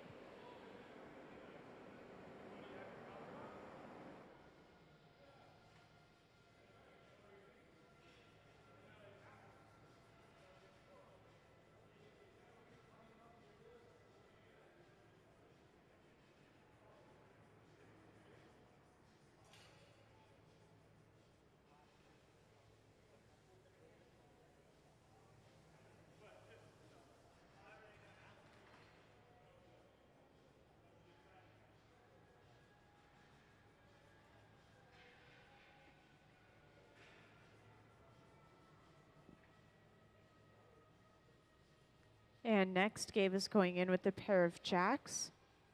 And he's going to carve a jack line into this glass. That's that divot you see forming near the connection to the pipe. This is where we're going to remove this piece from the pipe a little bit later on. And they are also hanging the pipe down as they do this, giving this piece a longer, narrower shape as they are going for a cylinder.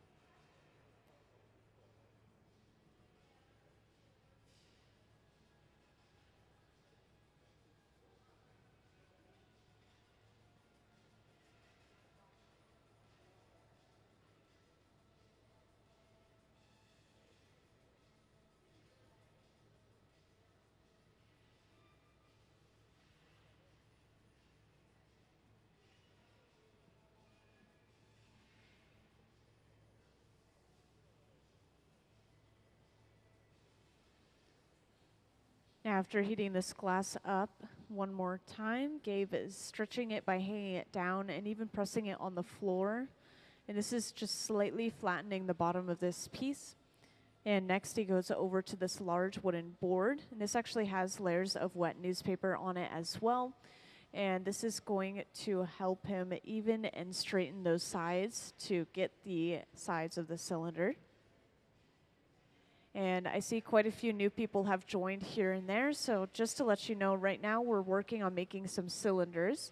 And you can see some examples of them down on this front pedestal on the right side of the hot shop here.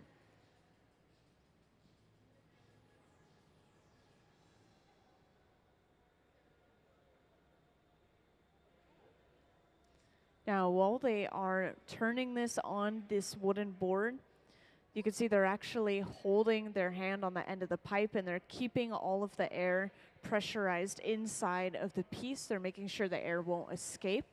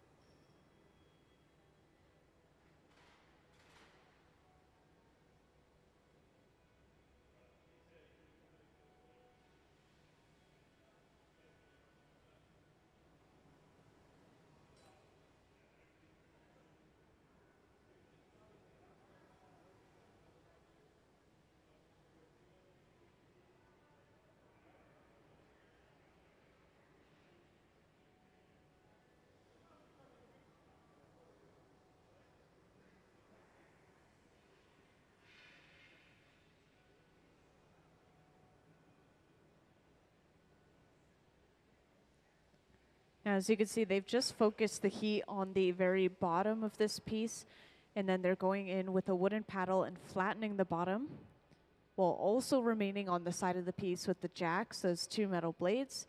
And this is going to really push that glass into a nice crisp corner on the bottom. And it's important that they focus that heat on the bottom only, otherwise the rest of the piece could be moving and flopping around. They're not going to have as much control to complete that shape on the bottom of this cylinder. And once they have the bottom of this cylinder complete and they're happy with it, then they will work on attaching a second pipe to the bottom of the piece and then breaking this piece off from the pipe it's currently attached to, basically flipping the orientation so we have access to the other side of the piece, the part of the piece that's currently attached to the pipe. And I know a lot of people just joined in, so I think I'll play a short video while they're continuing to touch up on the bottom here. And this video will describe how we got the color on our piece. It's one I haven't played yet today. So can I have the color overlay video, please? The color in glass comes from adding various materials to the mixture of raw ingredients called batch. Most of the colorants are compounds containing some kind of metal. For example, adding cobalt to clear glass creates a deep blue. Tin and antimony can be used to create white glass, and gold chloride can produce a rich red or pink colored glass. Colored glass is melted in furnaces, just like clear glass, and then is usually rolled into bars for storage and easy application. In order to apply color bar to a bubble, we first need to preheat the color to approximately 950 or 1000 degrees Fahrenheit in a color oven or garage. Once warm, the color is then picked up on the end of a punty rod using a little bit of clear glass as a support. The color is then heated in the 2300 degree glory hole to soften it and make it malleable, while another artist creates a small bubble of clear glass on a blowpipe. Once warm, the color is dropped over the clear bubble, and then using a variety of hand tools or the steel marver, the color is rolled back over the clear in an even layer. This process is called dropping color, or creating a color overlay. Depending on the project, that bubble is then usually gathered over with clear glass and blown into the final form.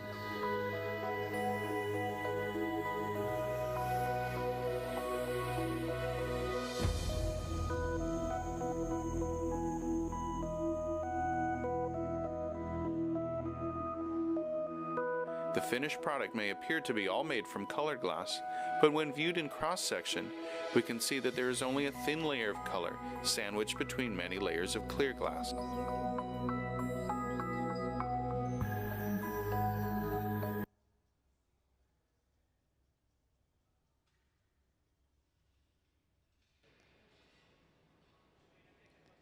Now, with this piece at the center bench, for those that recently joined, we actually have two different layers of color. Just like the pieces on the front pedestal, you could kind of see that the green is inside of a blue layer of color, and that there's an orange that's inside of a pink layer of color. A few different examples on that front pedestal there. And now that they've finished the bottom, they've just brought that second pipe over. The second pipe that they attach to a piece is called the punty. And this one is a pretty simple punty. It has a small clear glass attachment on the end of a solid pipe. And this is attached to the center of the bottom of the cylinder. So now to break this piece off, they'll usually apply a little bit of water to the jack line or the divot in the glass.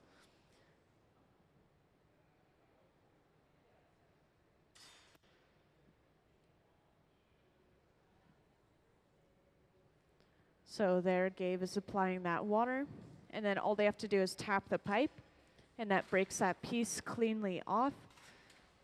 And now they just have to heat up that other end of the piece and start opening it up a little bit, and we'll have our cylinder.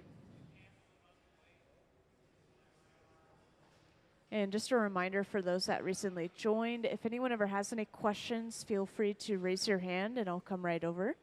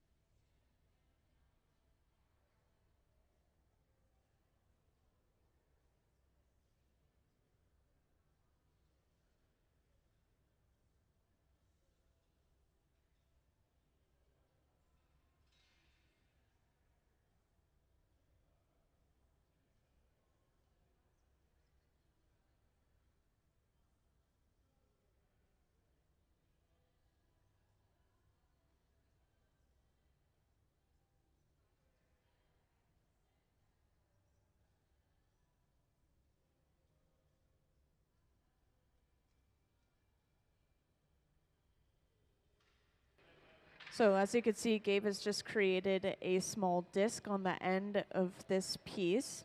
And he's been using it as almost a handle, kind of pulling away from the rest of the piece and stretching that neck, thinning that neck out a little bit. And once they are done using that little handle, they'll simply break it off.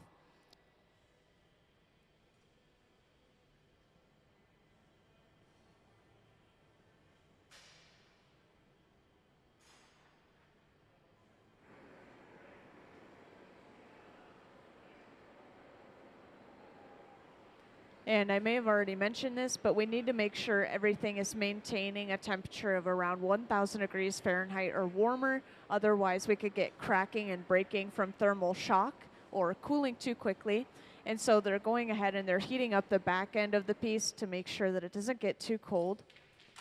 And right there, you can see they've just broken off that extra piece of glass on the end using a pair of diamond shears and just holding some pressure at that connection point and then tapping on the end of the glass. So now they have to heat this up one more time and they'll be able to open it up into those straight walls of the cylinder.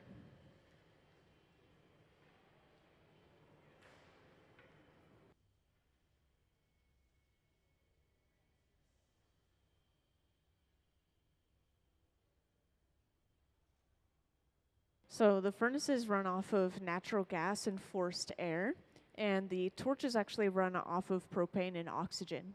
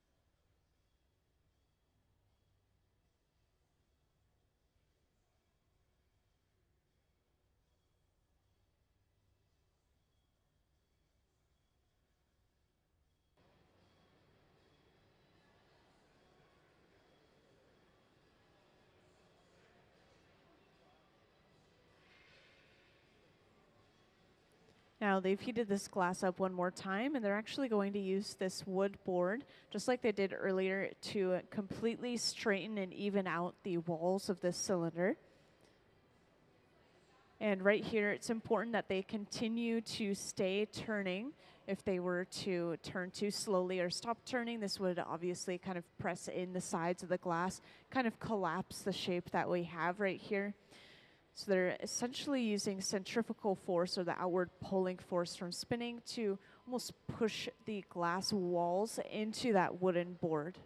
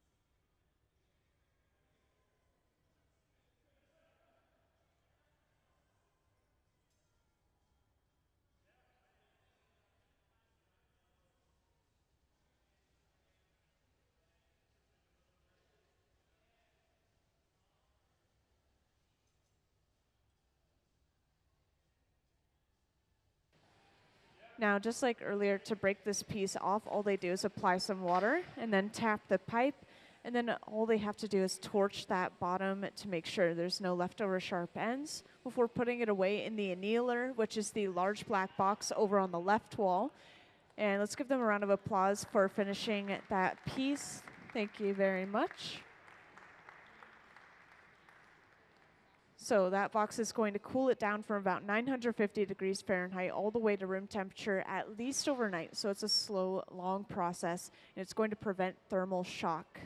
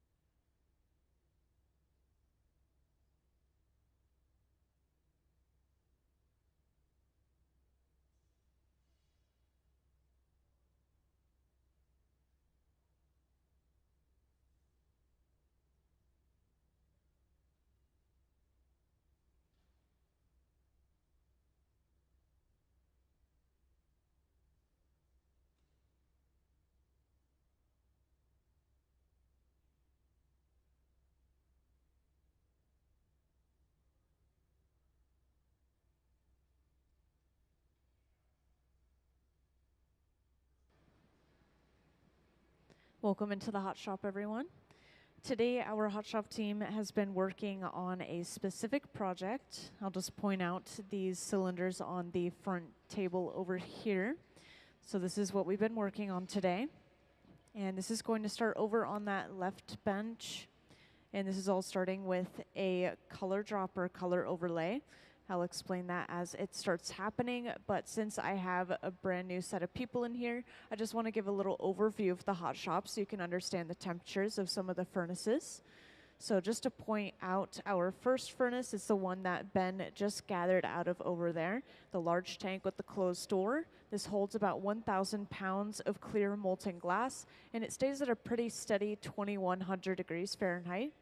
And when the glass is molten at that temperature, it's very viscous and sticky, a lot like honey.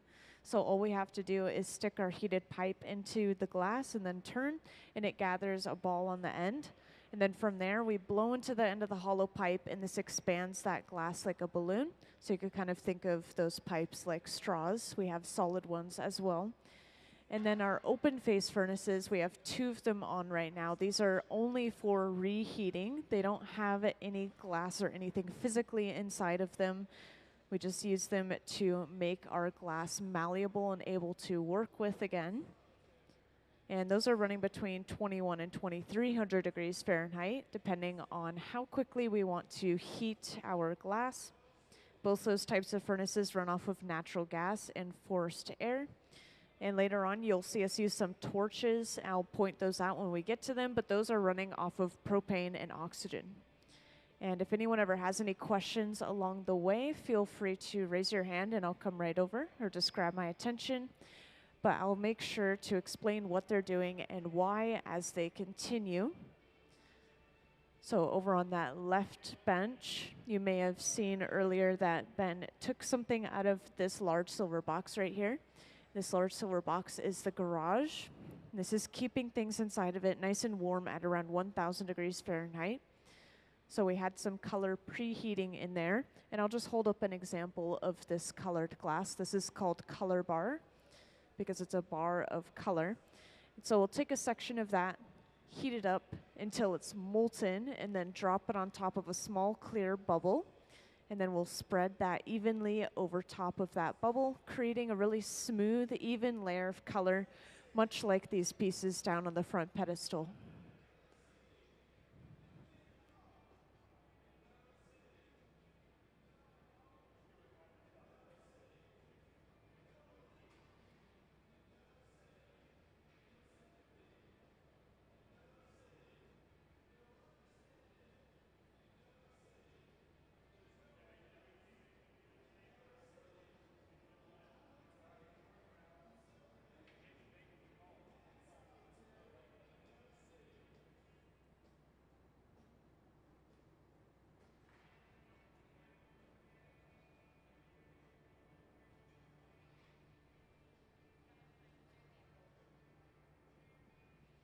So it depends on the thickness of the glass. How long do we have until we can't shape it or mold it anymore?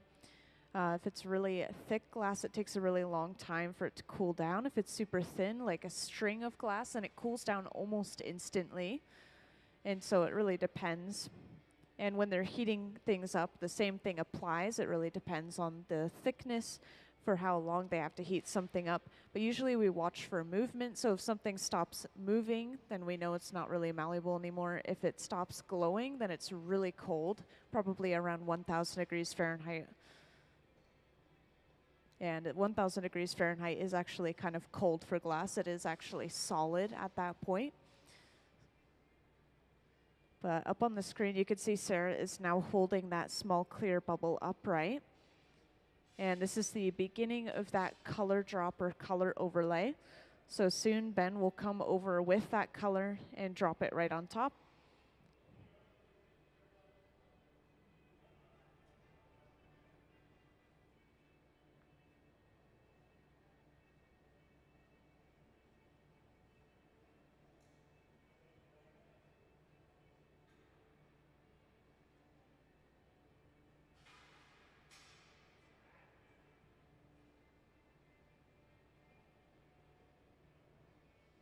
Now this object over on the left bench is going to eventually become something called a color cup.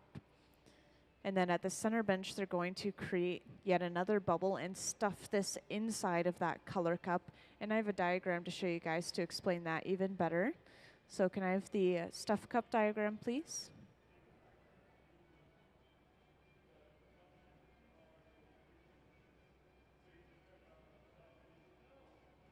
So up on the screen, you'll see a diagram. I just wanted to point out over on that left bench, once again, they're making the color cup. That's that round bottom cup that's sitting inside of the ring or the metal stand. And then at the center bench, they're going to be making another color bubble and stuff it inside of that cup. And this is actually going to give us 2 layers of different colors. So some of these pieces are very obvious. If you look closely at this front pedestal, you'll see that there's some pieces that have orange on the inside and pink on the outside, green on the inside, blue on the outside, just to give a couple of little examples.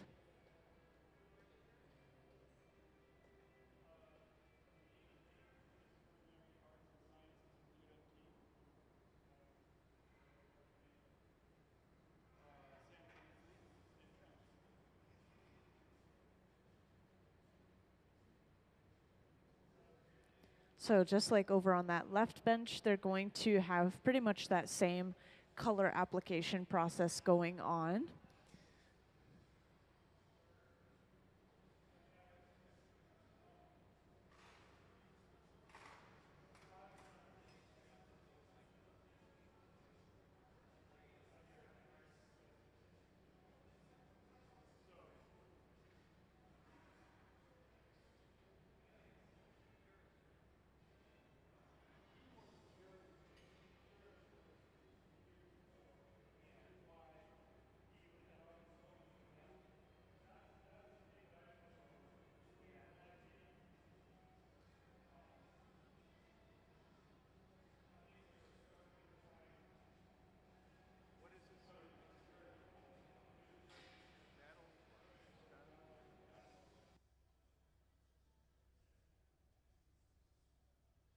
So the large metal tables, we'll use them at each bench. Up on the screen, you can see Sarah using one right now. It's a little bit smaller, but these are called marvers. And the marver is going to, first of all, shape the glass, which is what it's mainly used for, but it can also cool down the glass. So it will essentially cool down a certain section, kind of hardening that glass in that area. And we can use this in a purposeful way to blow certain areas thicker or thinner versus other areas.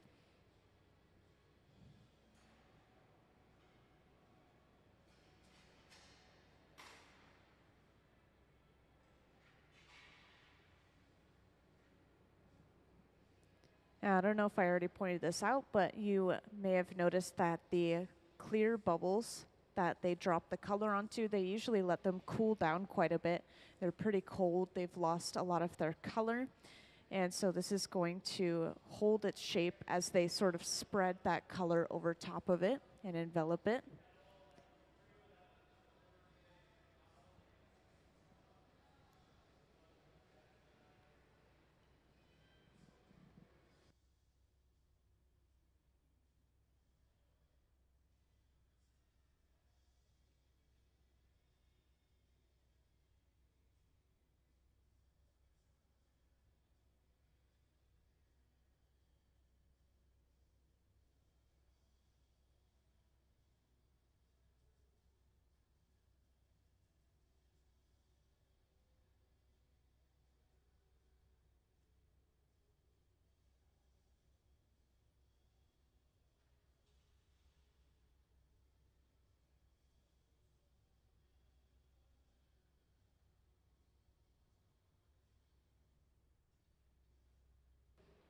Now at the center bench, they're also going to be using another interesting technique on this glass called a blow through.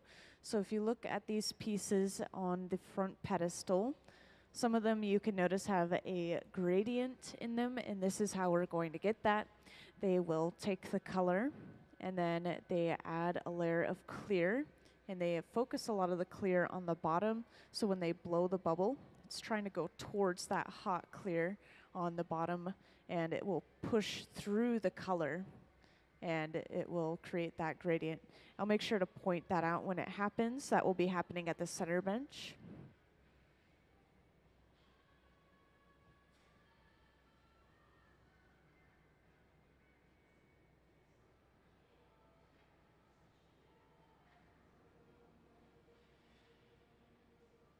And over on that left bench, after gathering one more layer of clear, you could see Sarah is now using a block, which is that wooden spoon-shaped tool. This is usually carved out of cherry wood and kept in water to help prevent it from burning. And you'll see them use this tool after those fresh, clear gathers. This will smooth and even all of that glass out, make sure that the bubble blows out evenly from inside.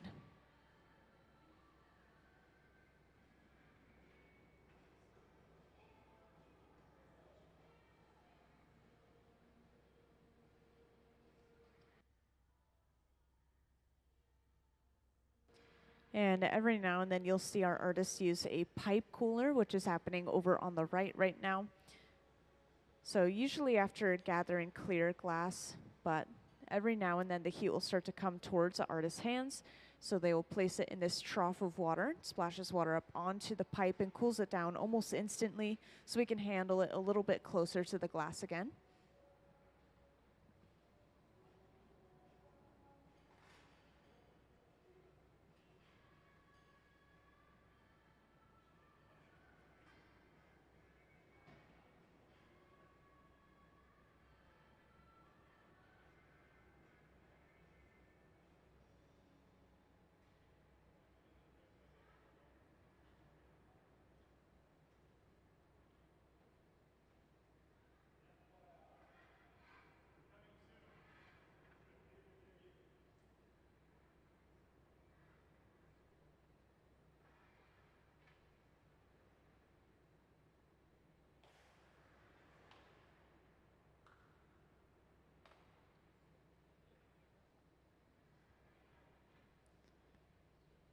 So now you can see that Gabe has gathered one more layer of clear at the center bench, and he actually allowed a lot of that clear to go to the bottom, just as I mentioned earlier.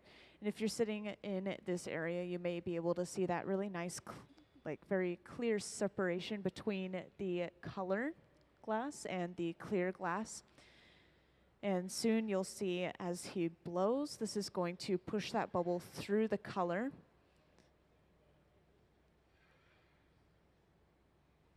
And it goes right into that clear glass on the bottom. So now if we were to take a closer look, we would be able to see that color gradient a little bit.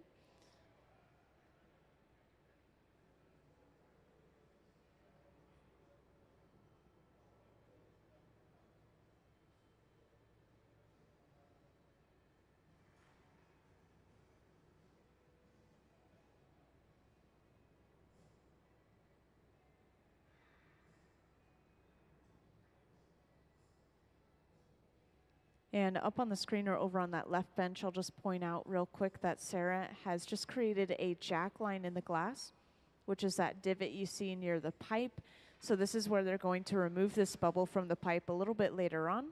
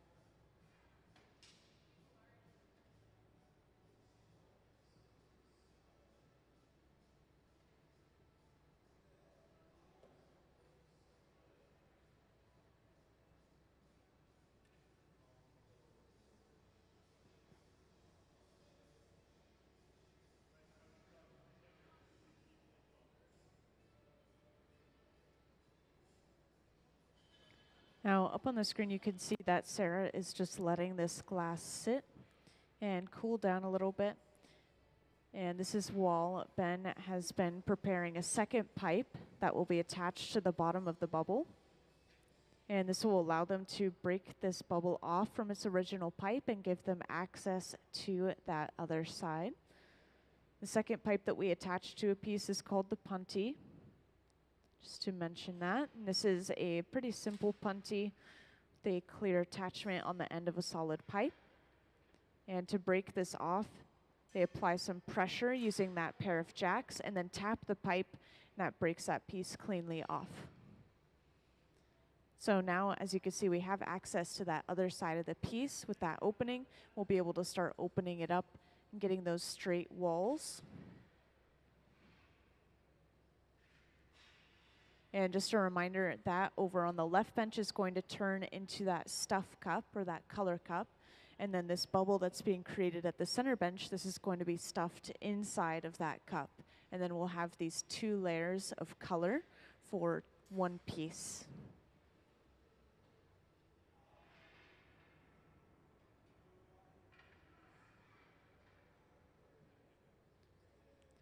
And at the center bench, Gabe is now using a stack of newspapers soaked in water. Despite how odd that tool may sound, it's actually very commonly used in the hot shop. As you can see, it's really close to using his hands to shape the glass. And since he's holding the newspapers on the side, this is creating a longer, narrower shape in the glass. This is going to be helpful to make sure that it's stuffed properly inside of that cup later on. We don't want it to tag the sides, so we want it to be a nice long shape.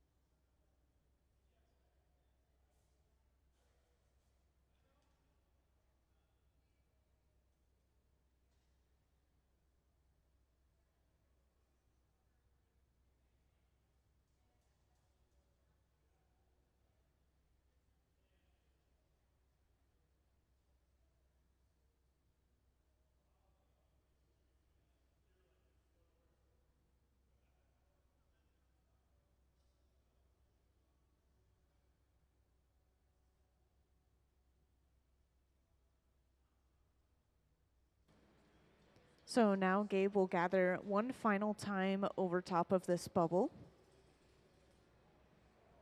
And this is going to essentially superheat the surface of this bubble, really allow it to stick to the inside of this cup.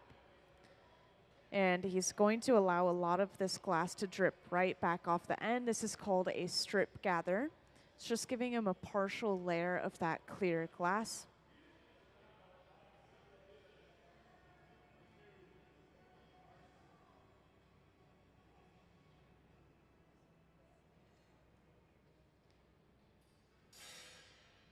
And as you could just see, Ben brought over a heated ring and placed it near the center bench here.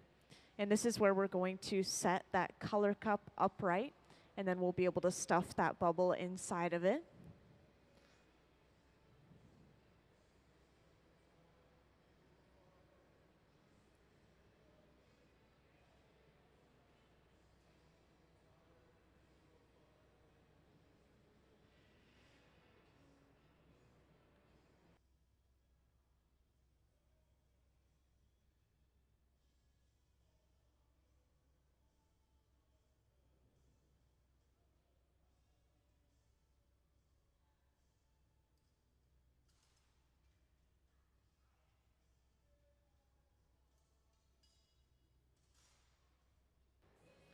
So now they've just broken that cup off, placed it upright in that mold. And then all Gabe has to do is stuff that bubble inside. And now you can see how that narrow shape is going to help us out as it just touches the bottom of the cup. Then as he pushes down, this is continuing to fill that cup up as the bubble touches the sides of the cup. And after doing that, now we have those two layers of colors assembled together. They're going to make sure that the cup is fully touched down around that bubble. You can see that there's a little bit of an overhang. And then from there, they'll be able to move on as if they were blowing any other piece and continue to turn it into that cylinder. And this is where we're going to start using our first torch. This is a very large, fluffy flame. It's kind of gentle on the glass, but it runs around the same temperature as our furnaces at around 2300 degrees Fahrenheit. And this is going to allow us to heat just one area of the glass rather than the entire thing overall. So you can see they're focusing that heat just on the overhang, nowhere else on the glass.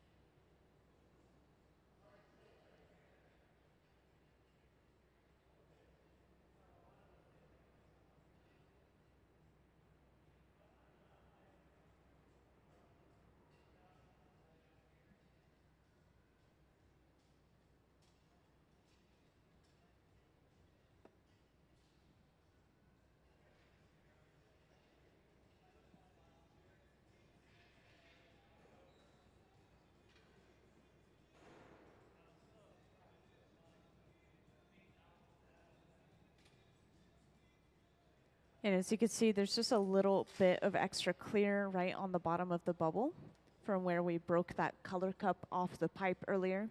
So they simply cut that off using a pair of diamond shears. You can see those shears create a diamond shape when those four blades come together.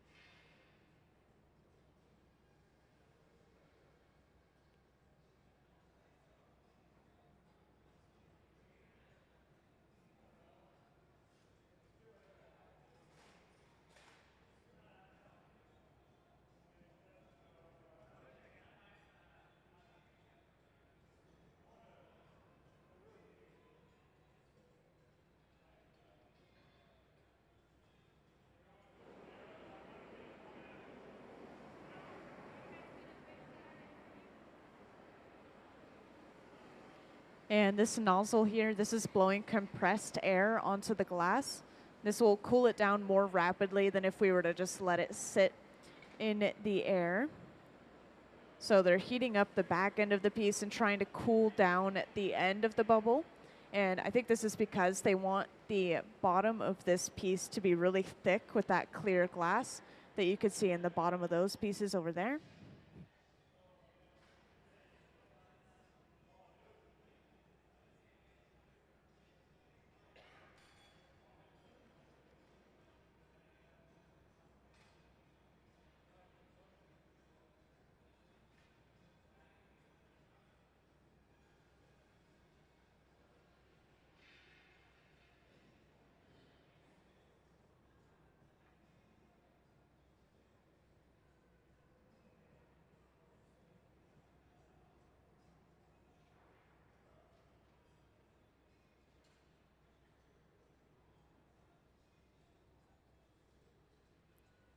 And I know I mentioned these already, but right here, Gabe is using a stack of newspaper soaked in water to pretty much guide which way the bubble's blowing out, as somebody else was blowing into the end of the hollow pipe.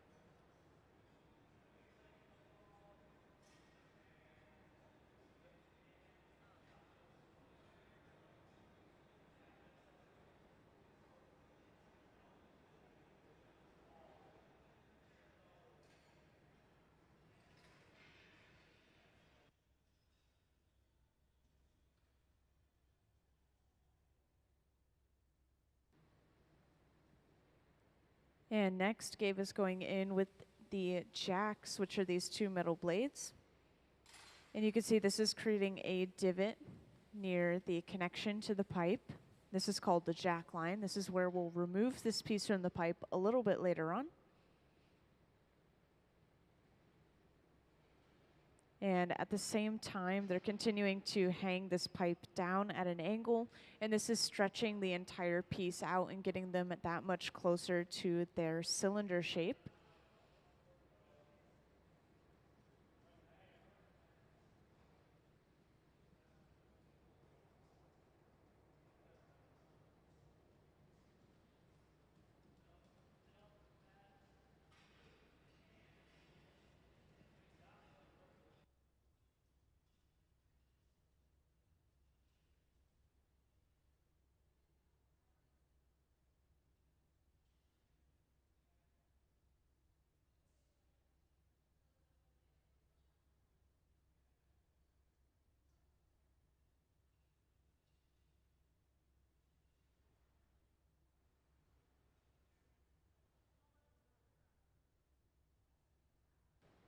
So we don't make the colors here at the museum, but the colors come from different metals and minerals mixed into the glass itself.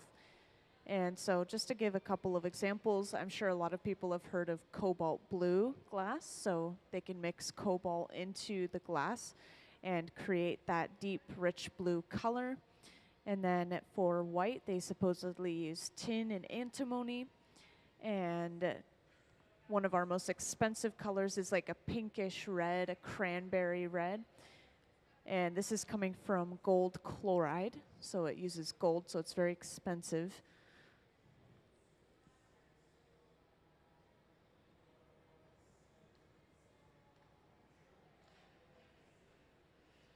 And right there, they were just using this large wooden board. And this is actually covered in stacks of newspaper soaked in water as well, just to protect that wood a little bit. But the wooden board is going to even and straighten those walls out by just applying a really even amount of pressure across the entire wall all at the same time.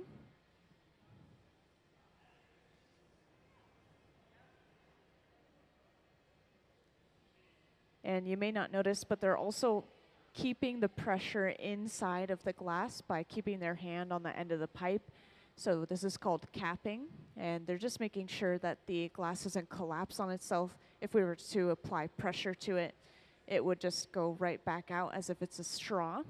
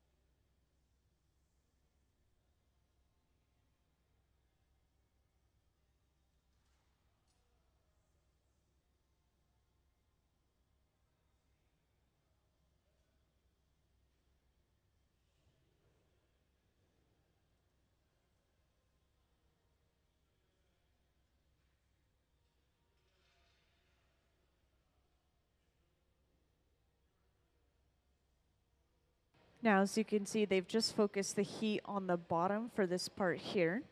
And they're going to flatten the bottom of this piece using a wooden paddle, also remaining on the side with the pair of jacks at the same time. And this is going to really push and force that glass into a nice crisp corner on the bottom, much like all these pieces you see on the front pedestal, that nice 90-degree angle.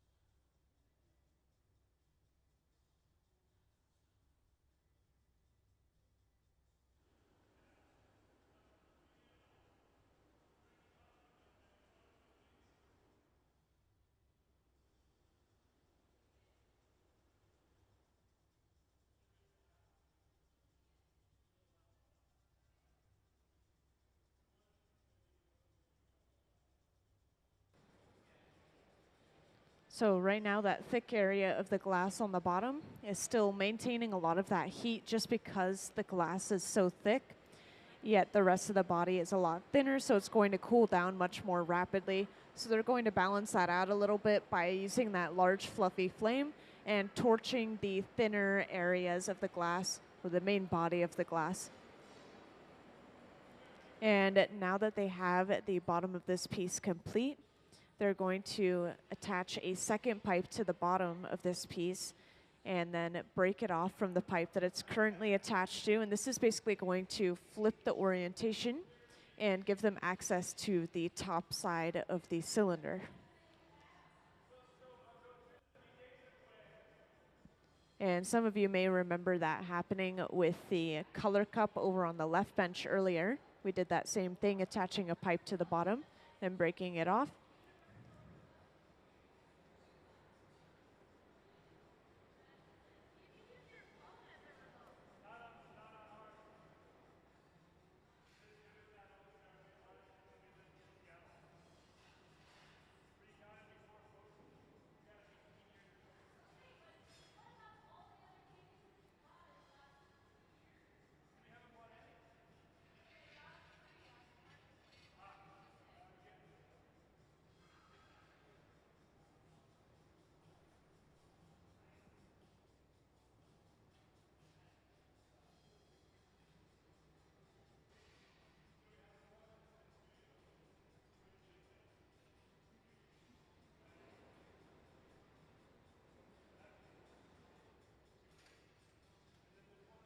So now Ben has just brought that second pipe over. This is placed right in the center of the bottom of this cylinder. And once again, the second pipe that we attach to a piece is called the punty. This is a simple punty as well, which is a small clear attachment on the end of a solid pipe.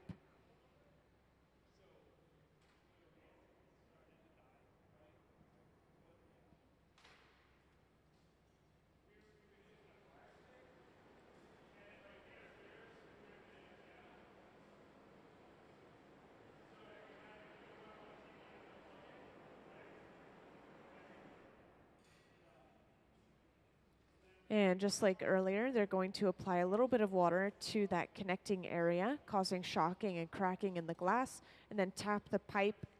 That creates a vibration that travels to those small cracks and breaks that piece cleanly off the pipe. So now we have access to the top side of the cylinder. We can start to open it up a little bit.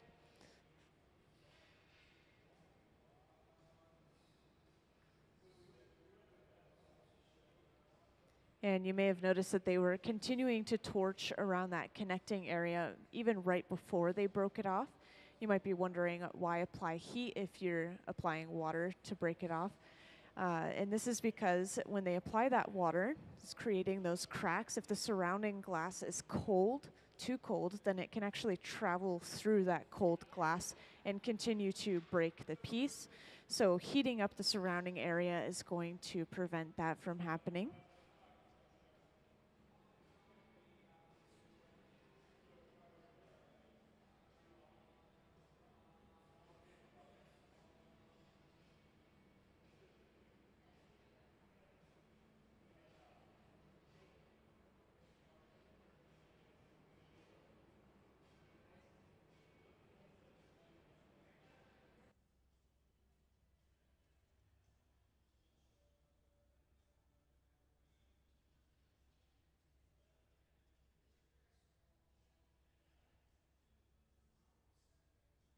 And once again, just a reminder, if anyone ever has any questions, feel free to raise your hand or grab my attention, and I'll come right over.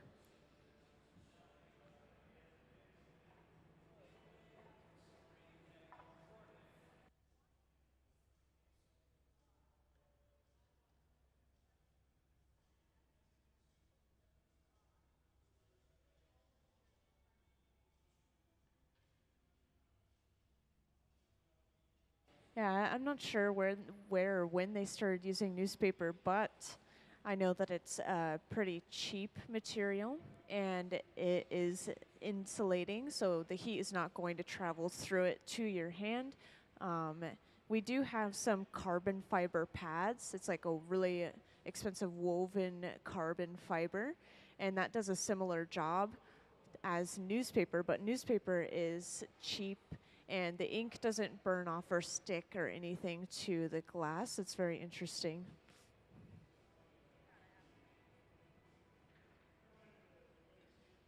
And at the center bench right here, you can see that Gabe has made a bit of a disc on the end. He's actually using this as a handle, so he's holding onto it and pulling outward, kind of stretching the glass around the neck area. And this is all excess glass, so eventually he is going to break off that end piece. And that's where all the broken bits on the floor have come into play. Those are all purposefully broken off pieces of glass from our earlier pieces.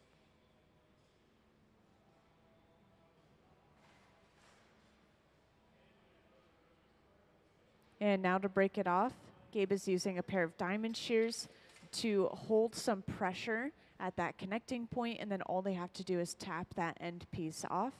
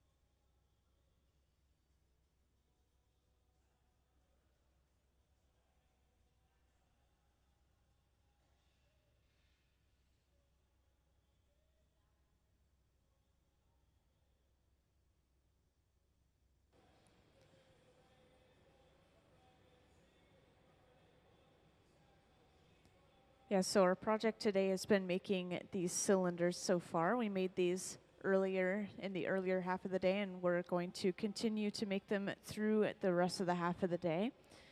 And these are examples of ones that they made yesterday, I believe, and I have been told that they will probably go into the store, so you may be able to see them up close in person, handle them soon enough.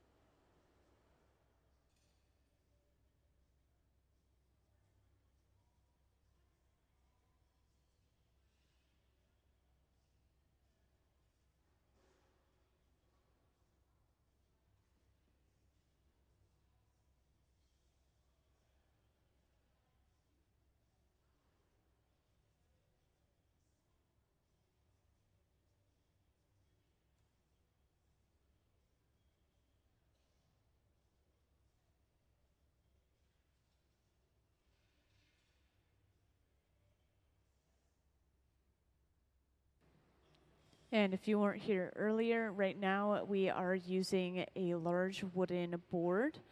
This is covered in stacks of wet newspaper as well, but this is going to straighten and even out the sides of this cylinder.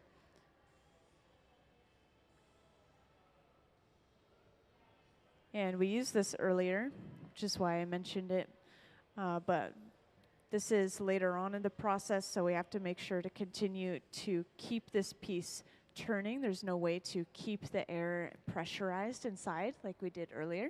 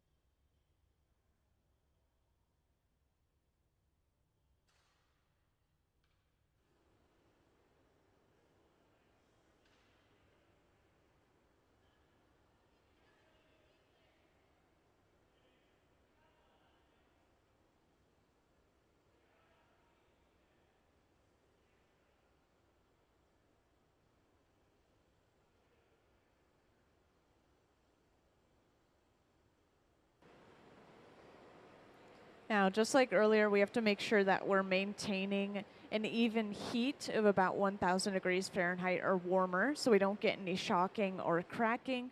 So right here, they're heating up the bottom end of the piece, which you could see is pretty cold at this point. There isn't really any glowing color from inside of it. And you can always tell when we are preparing to break a piece off the pipe, because you'll see someone get suited up in these special Kevlar gloves. And this is going to allow the artist to pick the piece up off the pipe and put it away.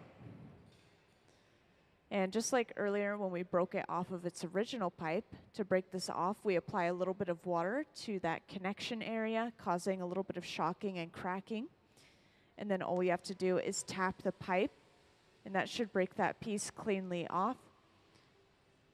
And we'll also torch the bottom to get rid of any leftover sharp ends before putting this piece away.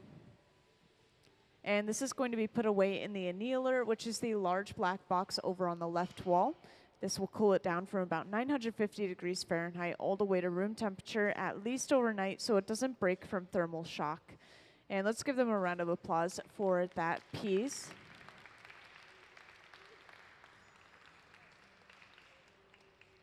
Thank you. And we will get started on that next one pretty much right away, starting over on that left bench once again. And I had some questions about the furnaces, so I'm just going to give a quick little rundown of the hot shop again and then play a short video. So once again, everything we're doing in here is starting in our furnaces. These are the large tanks with the closed doors. And just to point one out for you guys, on the right side of the hot shop here we have one. And these are holding about 1,000 pounds of clear molten glass each and are running at a pretty steady 2,100 degrees Fahrenheit. And when the glass is molten at that temperature, it's viscous and sticky, a lot like honey. So all we have to do is stick our pipe into the glass and turn, and it gathers up a ball on the end, kind of like a wooden dowel in honey. And then all we have to do is blow into the end of our pipe, and this expands the glass like a balloon. And then we have to reheat the glass using our open face furnaces you see at each bench, running between 21 and 2,300 degrees Fahrenheit. This is how we keep the glass malleable.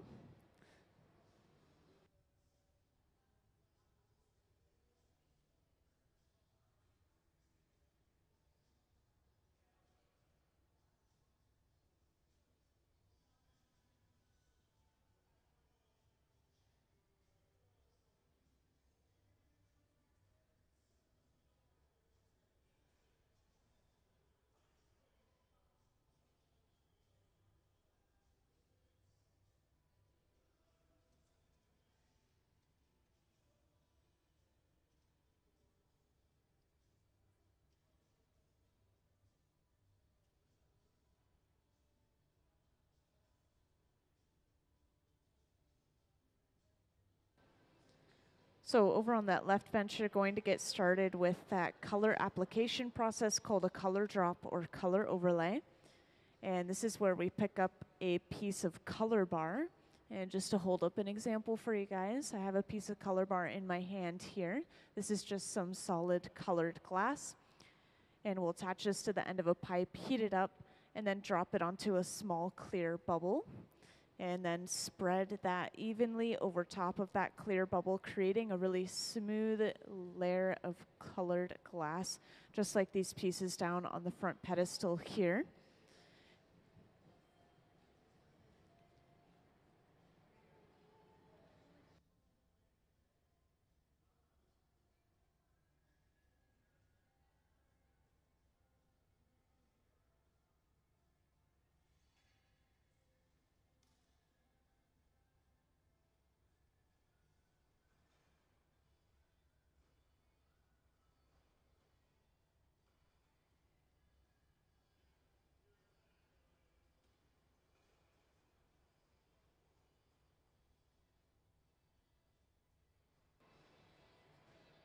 So the piece that they'll be making over on the left bench is going to be a large round-bottomed cup. And I'll pull up a diagram to explain that soon, but it's called a color cup. It's just going to be one color, and it'll be a pretty smooth, even layer. And then at the center bench, we're going to be creating a second bubble, and this is going to be stuffed inside of that color cup to give us two different layers of color in our pieces, just like the ones you could see down on the front pedestal here.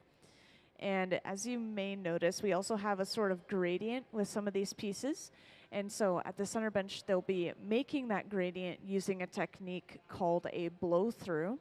And I'll make sure to point that out when it's happening as well.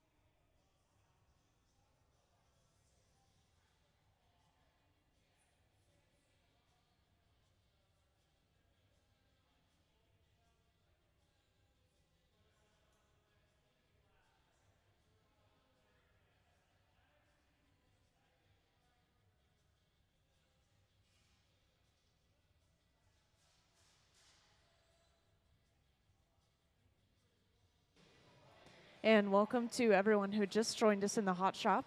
Just to give you a little overview, right now we're working on a specific project, and that is these tall cylinders down on this front pedestal right here. I've been told that these are going to go into the store eventually, so you guys may be able to see them up close and in person pretty soon here. But over on that left bench is where we're getting started. This is all starting with our color application, which is through something called a color drop or color overlay. So we'll take a chunk of solid colored glass, melt it down, and drop it onto a small clear bubble. And then we'll spread that out, and it creates that smooth layer of color across our entire piece. And you can see that they've already dropped that color onto the clear bubble. And they're currently working on smoothing and spreading that out over the bubble. And they'll do the same thing at the center bench as well.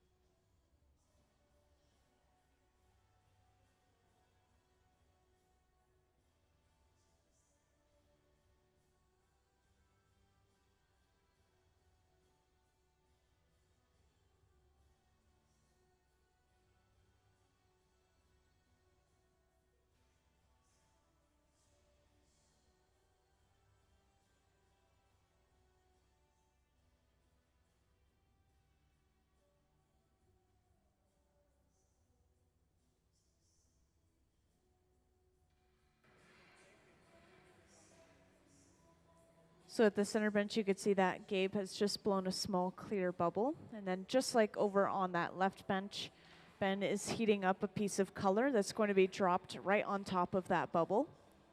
And can I have the stuffed cup diagram, please?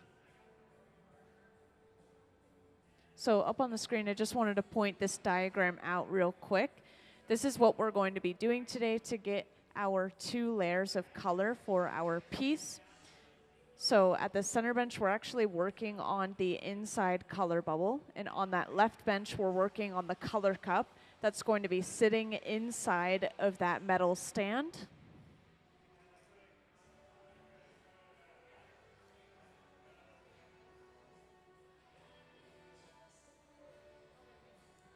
And at the center bench, that color now has just been brought over and is dropped right on top. And this will be lightly pressed down into a disc shape before being spread over top of that clear bubble.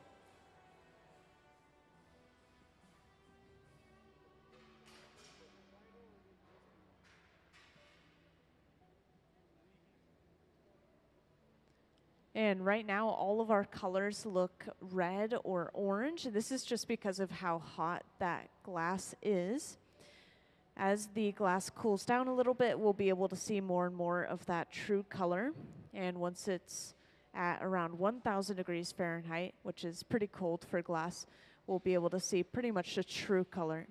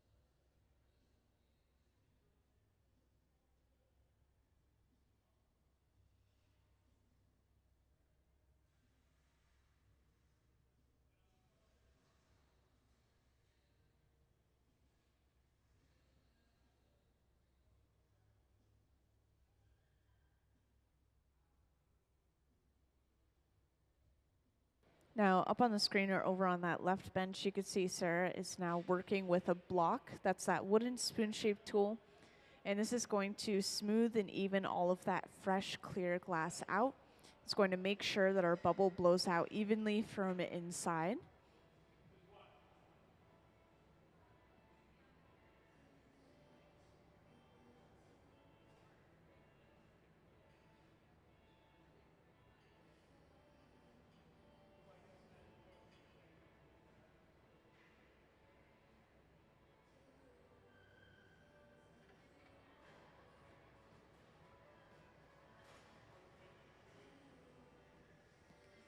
And at the center bench, you can see Gabe is now working with a Dremel.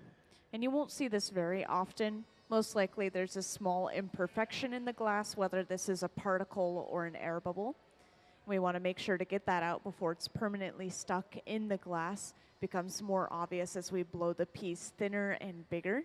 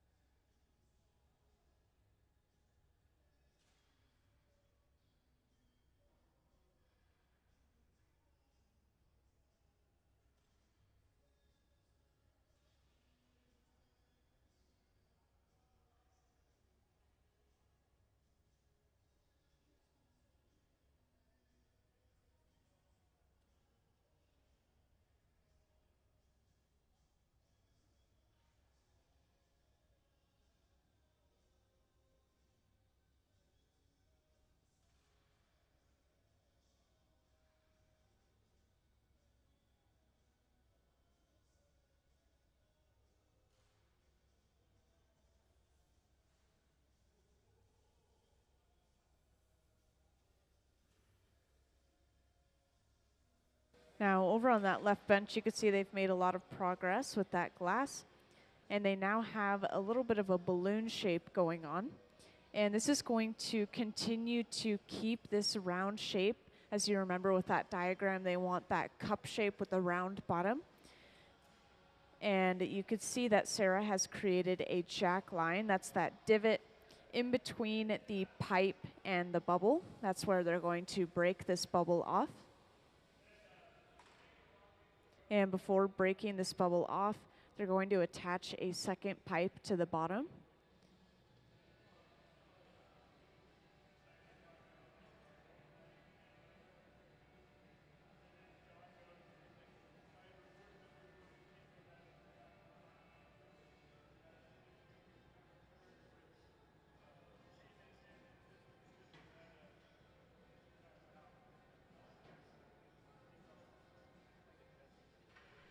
So now Ben has come over with that second pipe, and this is just attached right to the bottom of that bubble.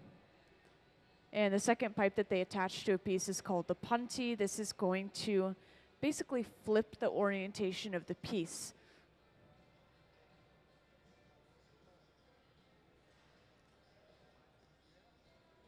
And at the center bench, I'd like to point this out. After gathering one more layer of clear, you could see that Gabe has pushed a lot of the clear to the bottom of the bubble. You could see that clear layer of separation between the color and the clear.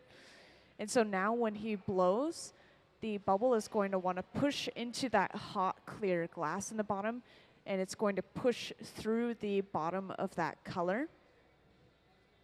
And this is going to create that blow through that I mentioned earlier. This is the blow through technique. And it's going to give them a gradient of color, much like some of those pieces on the front pedestal.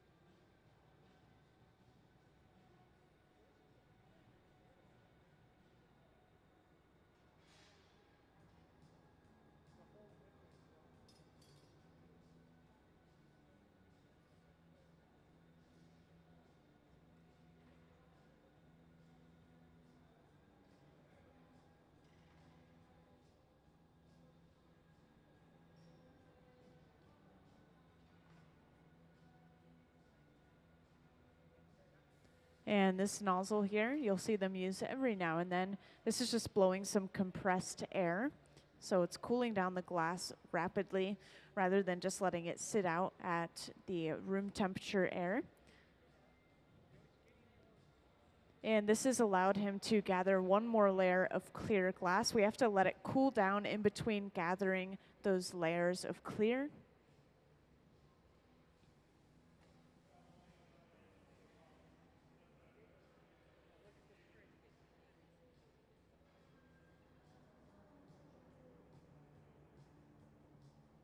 And once again, every now and then the heat will start to travel towards the artist's hands through that pipe. So right now, Gabe is using a pipe cooler over on the left side of the hot shop.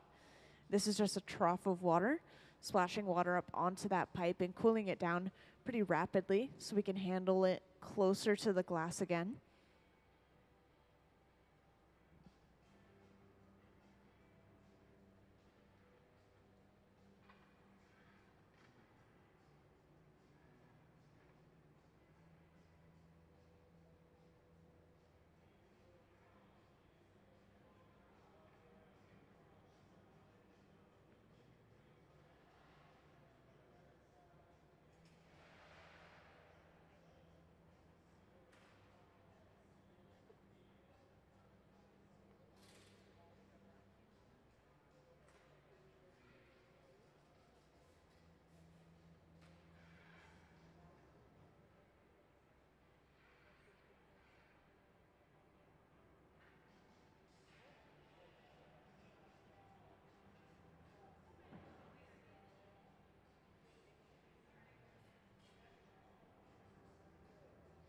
And over on that left bench, you could see that that color cup is pretty much finished.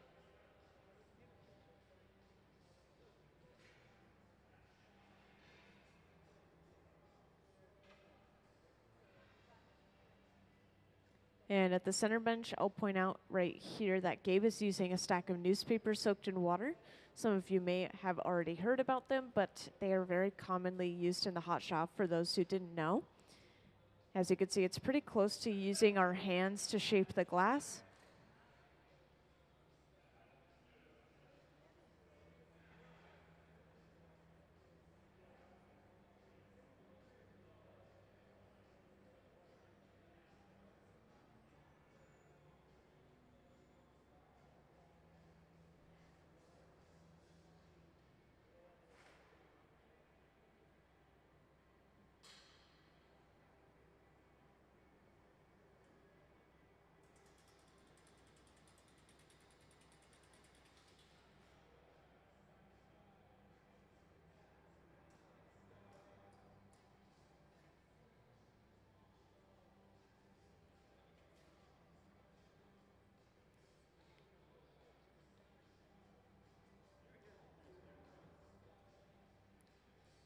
And for anyone that recently joined us, I just want to point out real quick that right now we're working on making some of these cylinders that you see right here.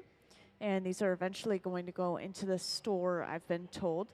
So that means that you guys will be able to see them up close and in person pretty soon, which is pretty cool. So at the center bench, we're working on the inside bubble color of the piece that you could kind of see. Some of them have like a green inside of a blue or a yellow inside of an orange. And so at the center bench, Gabe is working on the inside color, and over on the left bench, we have that outside color.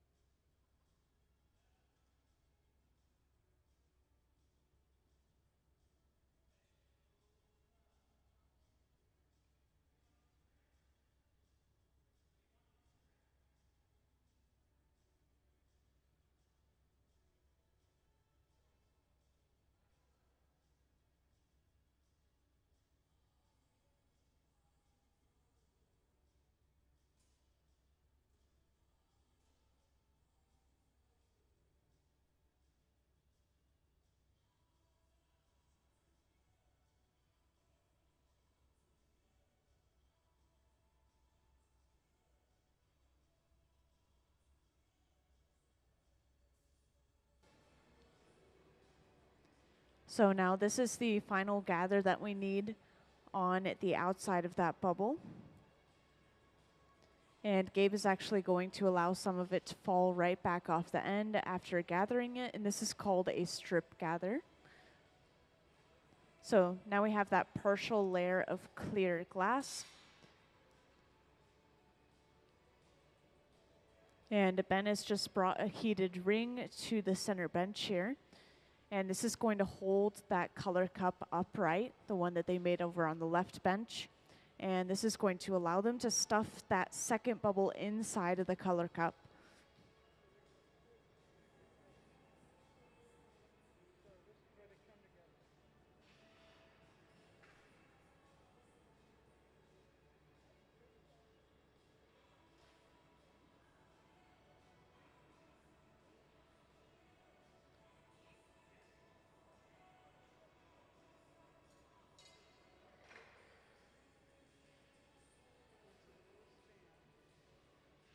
So now that cup has been broken off, and Gabe is coming over with that bubble.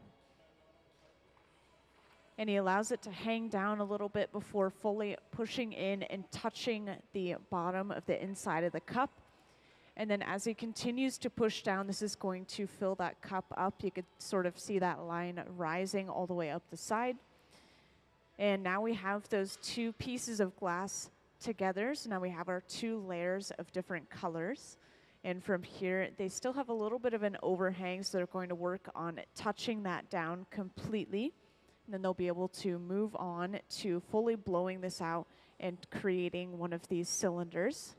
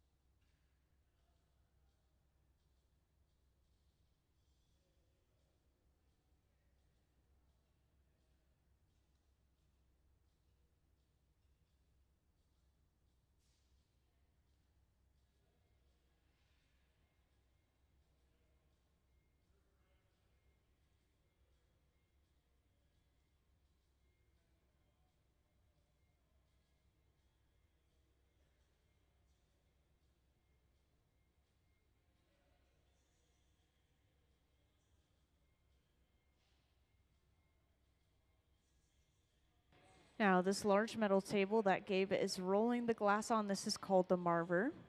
And we have multiple of these throughout the hot shop, but this is our large one here. And this is going to obviously shape the glass as we roll it on the marver, but this is also going to cool the glass down in certain areas. And this can be purposeful, it can be just a side effect, but this will cool down certain areas of the glass, making it harder to blow out. So we can control which areas we're blowing out and how much.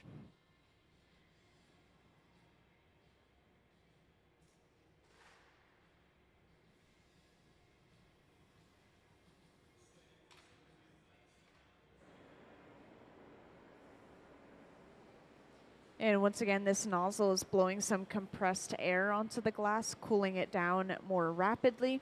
And they're also heating up the back end of the piece at the same time. They're trying to even this heat out. It's a little bit colder near the connection to the pipe.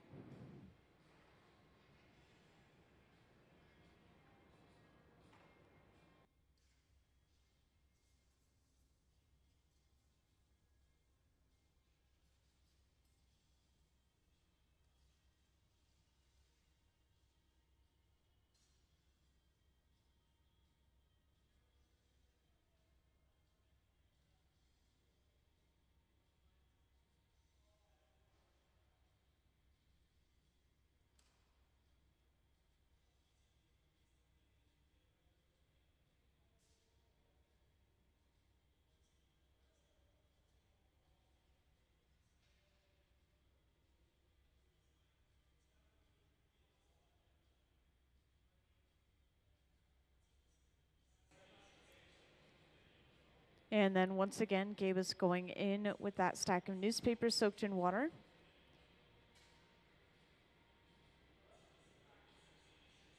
And he's going to use these newspapers as somebody blows into the end of the hollow pipe.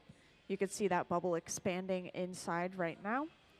And so using these newspapers, he's able to basically guide which way he wants the bubble to blow out.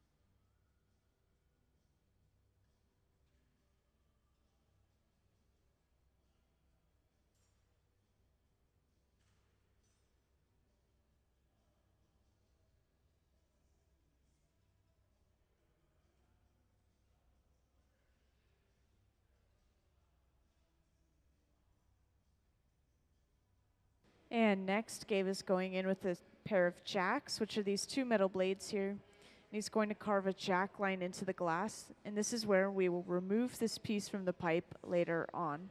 That's that divot forming. And at the same time as he's carving this, the glass is being hung down at an angle. This is getting us closer to that shape of the cylinder that we're going for.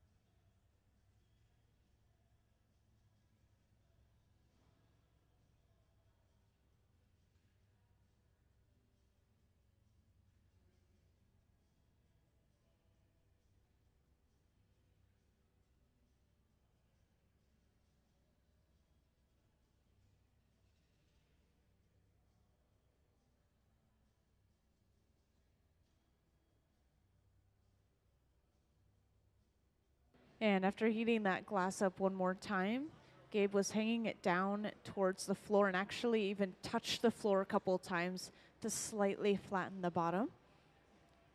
And next, they're using this large wooden board. This also has layers of wet newspaper over top of it to partially protect that wood.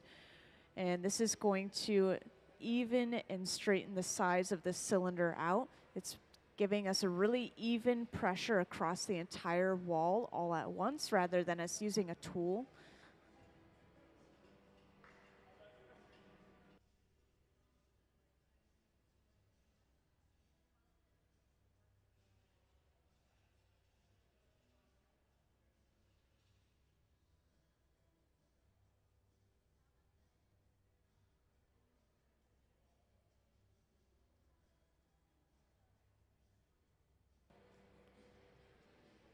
Now you may not notice this, but they're also covering the end of the pipe because this is like a straw. So if we were to apply pressure, this would force the air out of the glass. So we're maintaining that pressure by keeping our hand on the end of the pipe. This is called capping.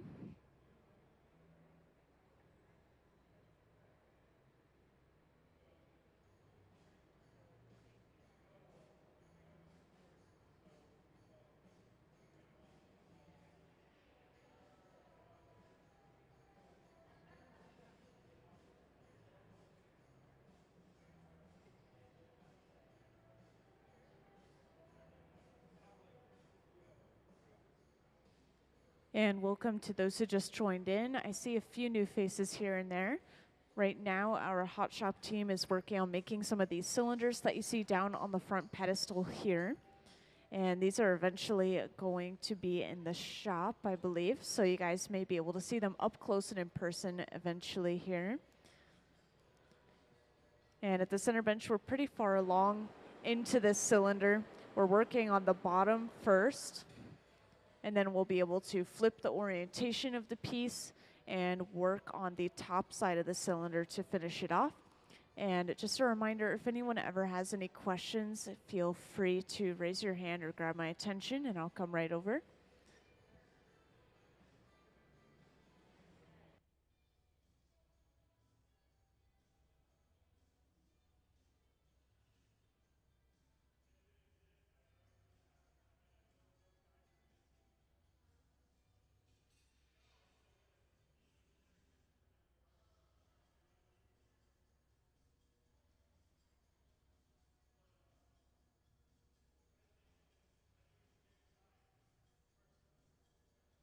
And as you can see, they just focused the heat on the bottom of the piece only right here.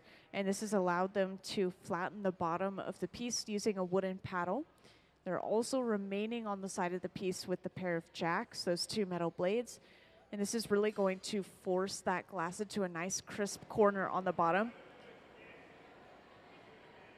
Since the glass is a liquid when it's this hot, if we were to just press on the bottom, it would push out the sides, kind of deform the shape that we already have. So we have to force it into that geometric shape that it doesn't want to be in.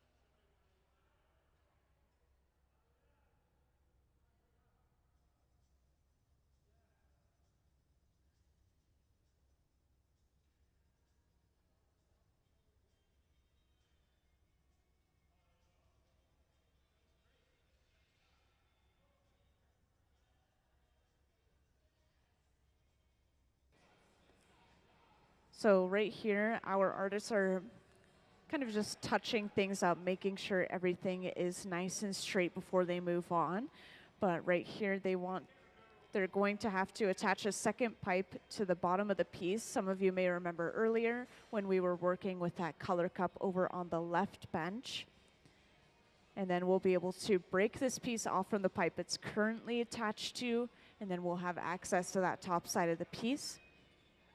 And I know some of you may have missed the beginning of the process, and so I think I'll play just a short video to explain how we got the color on our piece, since that's a pretty important part of this piece in general. So can I have the color overlay video, please? The color in glass comes from adding various materials to the mixture of raw ingredients called batch. Most of the colorants are compounds containing some kind of metal. For example, adding cobalt to clear glass creates a deep blue. Tin and antimony can be used to create white glass, and gold chloride can produce a rich red or pink colored glass. Colored glass is melted in furnaces, just like clear glass, and then is usually rolled into bars for storage and easy application. In order to apply color bar to a bubble, we first need to preheat the color to approximately 950 or 1000 degrees Fahrenheit in a color oven or garage. Once warm, the color is then picked up on the end of a punty rod using a little bit of clear glass as a support. The color is then heated in the 2300 degree glory hole to soften it and make it malleable, while another artist creates a small bubble of clear glass on a blowpipe. Once warm, the color is dropped over the clear bubble, and then using a variety of hand tools or the steel marver, the color is rolled back over the clear in an even layer. This process is called dropping color, or creating a color overlay. Depending on the project, that bubble is then usually gathered over with clear glass and blown into the final form.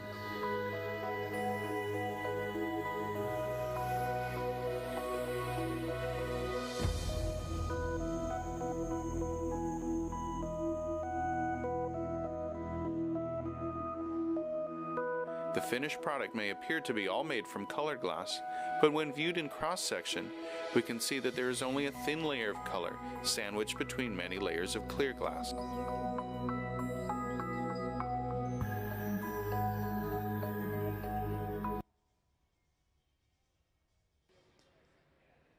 So as you can see, that gave us that really smooth, even layer of color across our entire piece. And now, just as I briefly mentioned earlier, we have attached that second pipe right to the center of the bottom of this piece.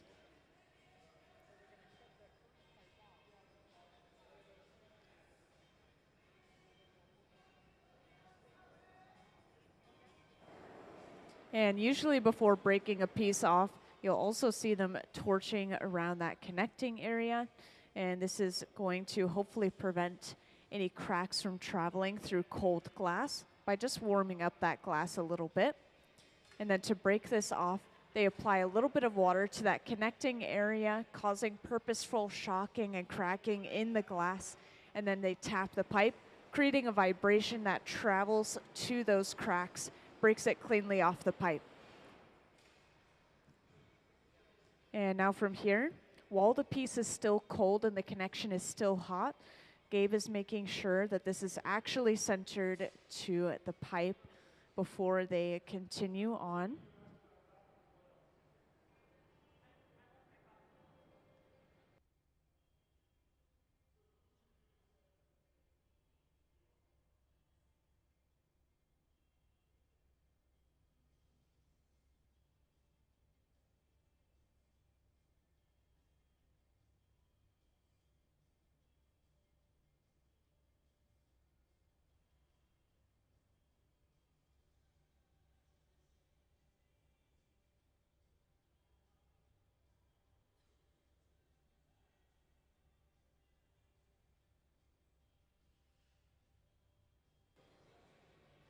And now since they've just broken this piece off, that glass is pretty cold at this point, so they're going to have to heat it up for a little while inside of this furnace here. And they're just heating up that front area of the cylinder. They just want to edit the top half.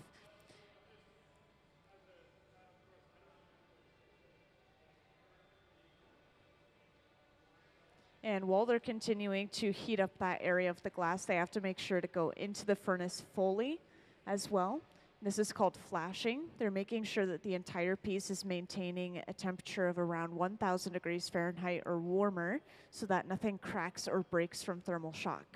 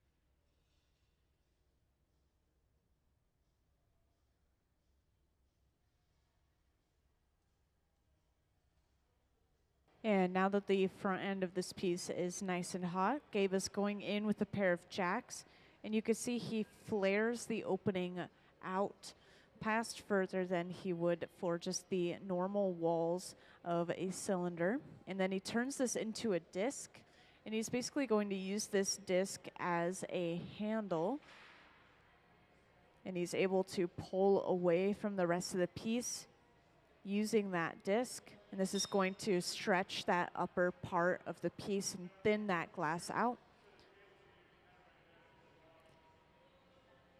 And this handle is all just excess thick glass, so most likely he's going to break this off using a pair of diamond shears.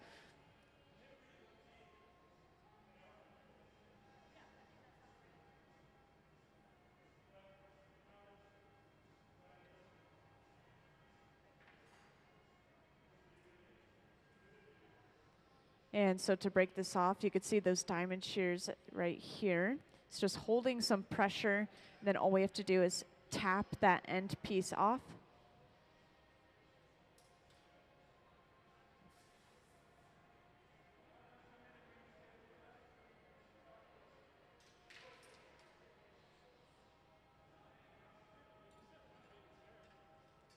And I like to point out that's where all of that broken glass on the floor is coming from, is from all of those excess little bits of glass that we've been breaking off throughout the day.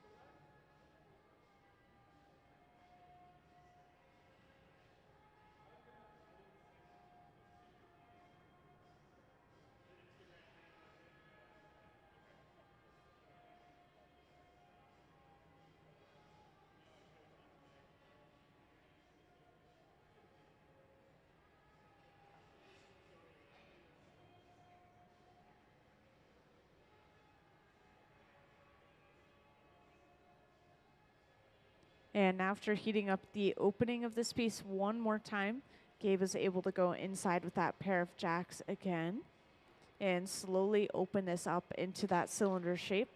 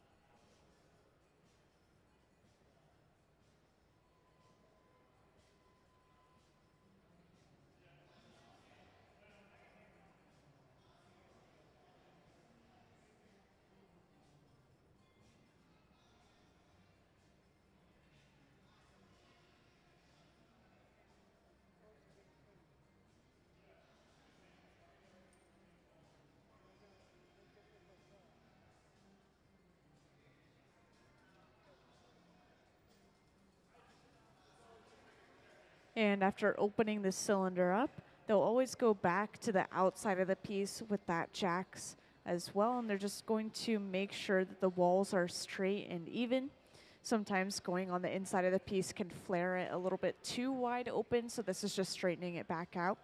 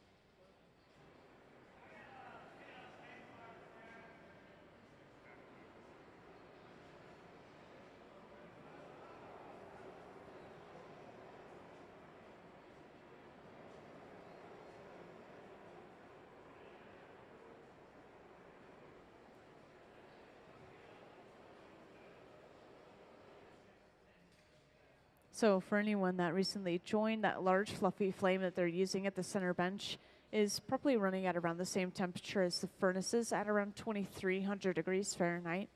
And this is going to allow them to heat just specific areas of the glass, giving it a little extra heat in a specific area rather than heating up the entire thing overall inside of the furnace. And in this case, the back end of the piece is pretty cold. It's the last thing going into the furnace. First thing coming out, we want to make sure it doesn't drop below 1000 degrees Fahrenheit. So we're just going in with that fluffy flame and warming it up a little bit.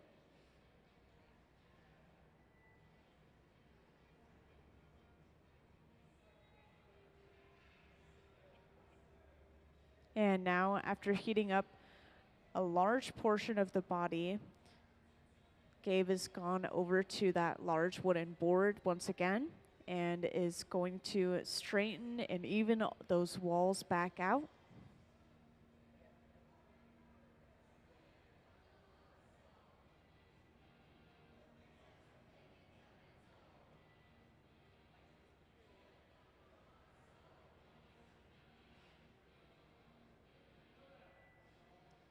So today I have been watching them make them all day, and I've seen that it takes about 1 hour to make each one of these cylinders. And so the earlier half of the day we made 3 of them, and this is our second one in the second half of the day so far.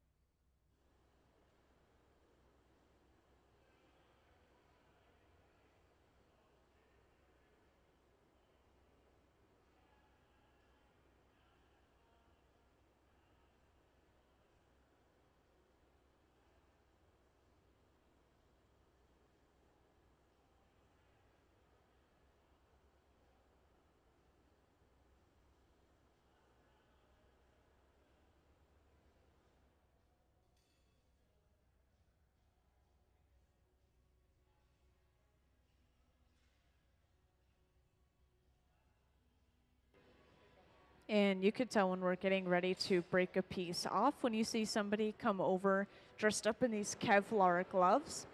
And this is going to allow the artist to pick the piece up off the end of the pipe to be put away without burning themselves. And so here they're just going to apply a little bit of water to that connecting area, just like earlier. And this is going to cause some shocking and cracking in that area of the glass. And then all they have to do is tap the pipe, and that should break that piece cleanly off. And they'll torch the leftover sharp ends on the bottom with this small focused flame. And after that, this is brought over to the annealer, which is the large black box over on the left wall, where it will cool down at least overnight so it doesn't break from thermal shock. And let's give them a round of applause for finishing that piece.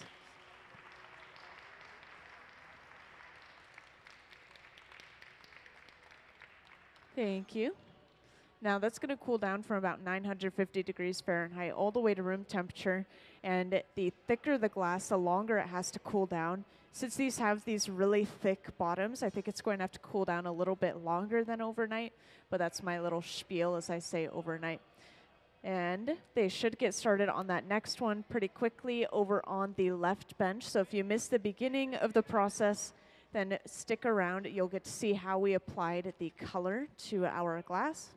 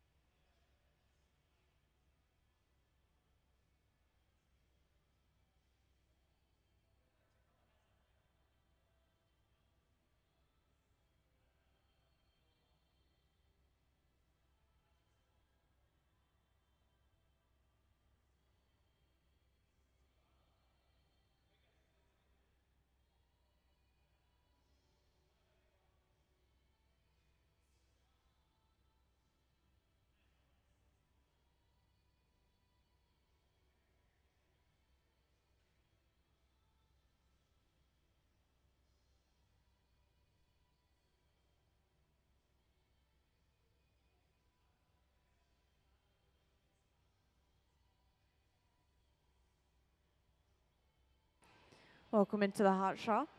Right now, our hot shop team is working on these tall cylinders that you see on the front pedestal right here. And this is going to get started over at the left and center bench here. On the left bench, they're starting on something called a color cup, and I'll pull up a diagram to explain that soon, but they're creating a large color cup over on the left bench. And then at the center bench, they're working on a large bubble of glass that's going to be stuffed inside of that color cup. And this is going to give us 2 layers of color for one piece, which you could kind of see with some of these pieces here. We have sort of a gradient of like an orange and a pink, or a green and a blue, for example. And can I have that stuffed cup diagram, please?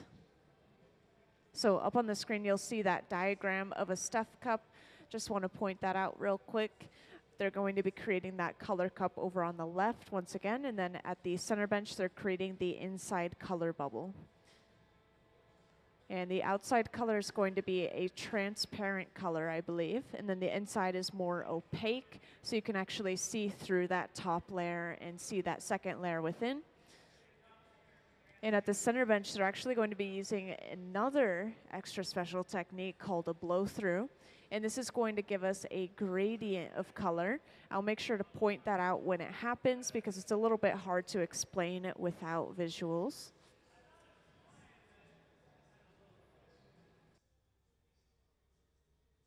So at the center bench, you could see they've just brought over some molten colored glass, and they're dropping this on top of a small clear bubble.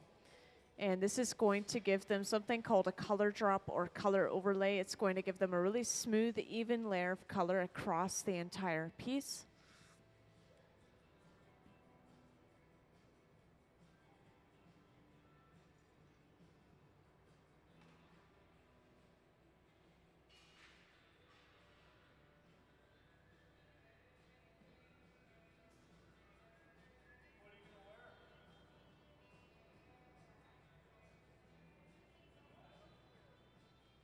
So like I said, with that one, it's a little bit hard to explain without visuals, so I'd like to point it out once we get to it, but I'll try my best. So right at the center bench, you saw that we already have our color on our bubble now, and we're actually going to gather another layer of clear over top of that.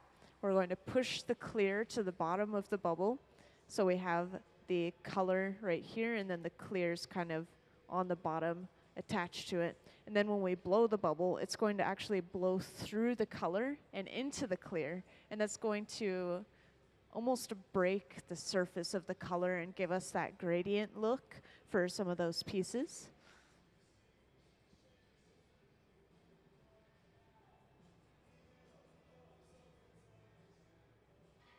And over on that left bench, you can see that Sarah's using a block. You'll see us using this tool a few times, especially after we gather some fresh clear glass.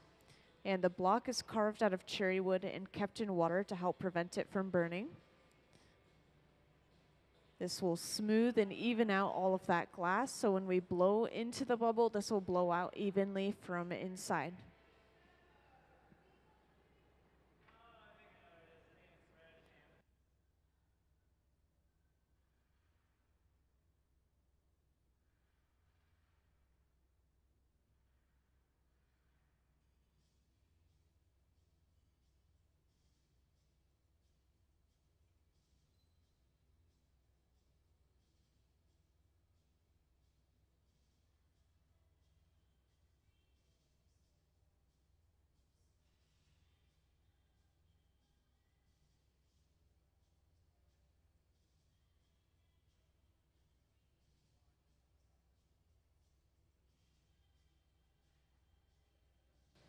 And for those that recently joined, I just want to let you know right now we're working on making some cylinders. And these are some examples of them on this front pedestal here.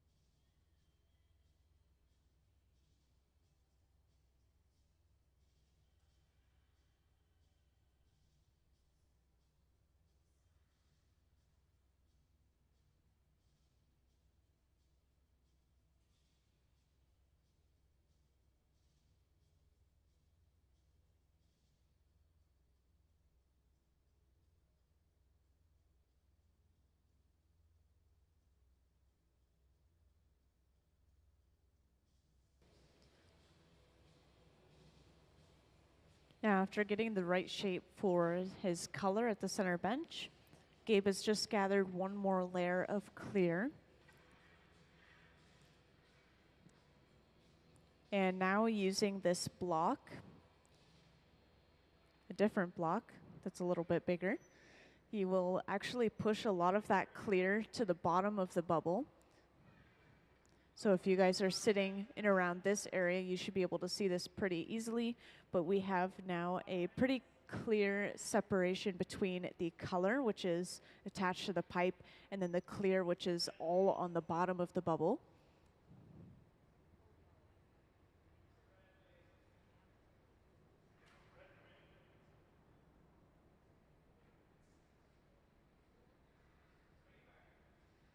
So now next time Gabe blows into the pipe, this is going to push that bubble through the color and into that hot clear on the bottom. And this is that blow through technique. It's going to give us that gradient of color.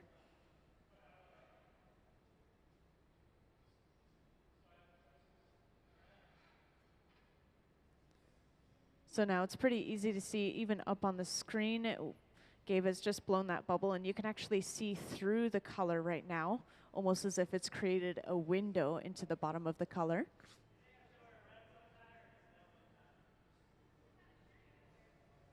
And next, he'll go in with a stack of newspapers soaked in water to start to shape that glass out. And he will need to gather one more layer of glass.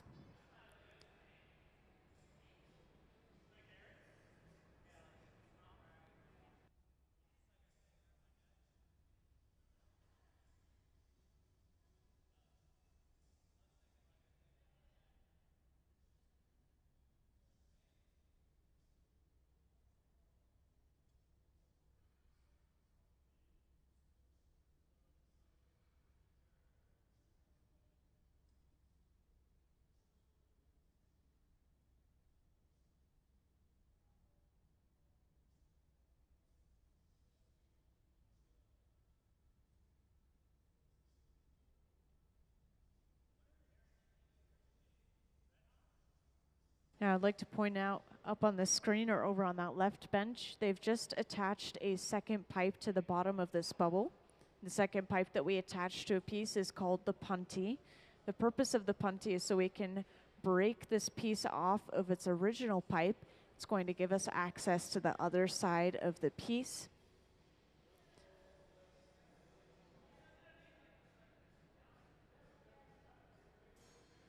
And to break this off, they apply some pressure to that divot in the glass before hitting the pipe, and that breaks that piece pretty cleanly off.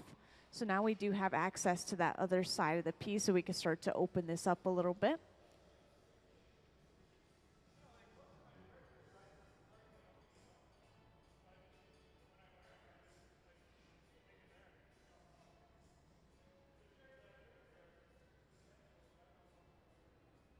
And as you can see, Gabe has just gathered one more time as well. And every now and then the heat will start to travel towards the artist's hands, especially after gathering clear glass, because we have to stick that pipe kind of deep inside of that hot 2100 degree furnace. So over there, he's using a pipe cooler. This is just a trough of water, splashing water up onto the pipe, cooling it down pretty rapidly.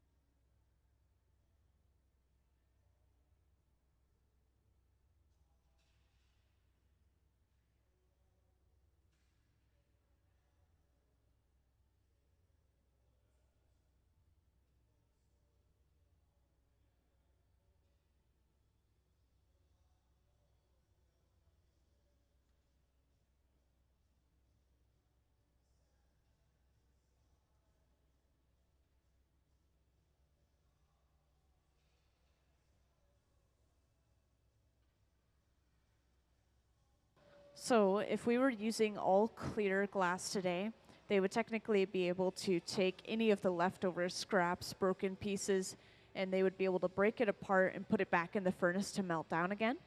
But this color we can't put into the furnace because our furnace is all clear.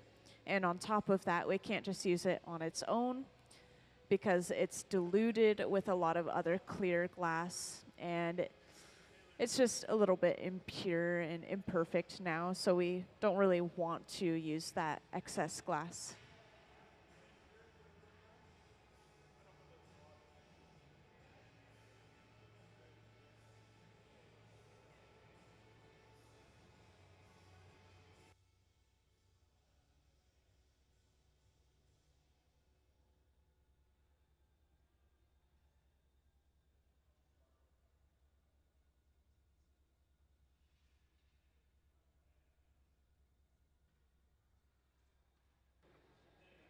Now, if you're interested, we do have hands-on workshops where guests can make their own glass art.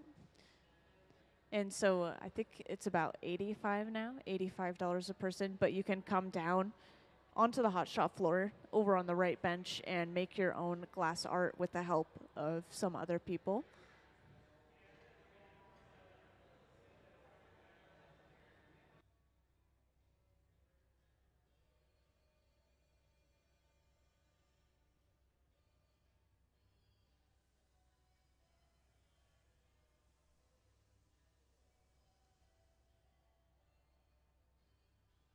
Now at the center bench, you'll notice after gathering that layer of clear, Gabe actually shaped this glass into a really narrow, kind of pointed shape, and this is going to help him stuff it inside of the cup. We want it to be a narrow shape so it doesn't tag the walls of the cup as we lower it in. We want it to hit the bottom straight away and then start to fill up the sides of the cup.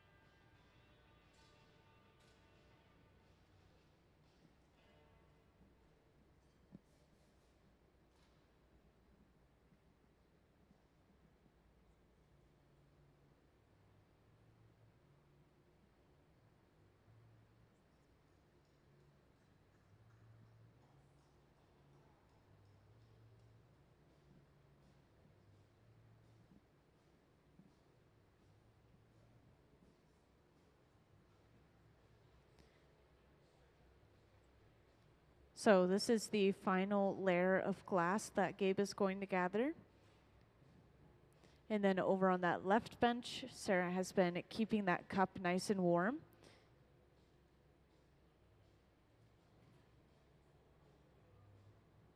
And right there, Gabe just allowed a lot of that glass to drip right back off the end of the bubble in something called a strip gather. This is just giving us a partial layer of clear glass over top of what we already have. And Ben has just brought out a heated ring and placed it near the center bench here. And this is where we're going to place that color cup upright inside of that ring. And then we'll be able to lower that second bubble inside of it.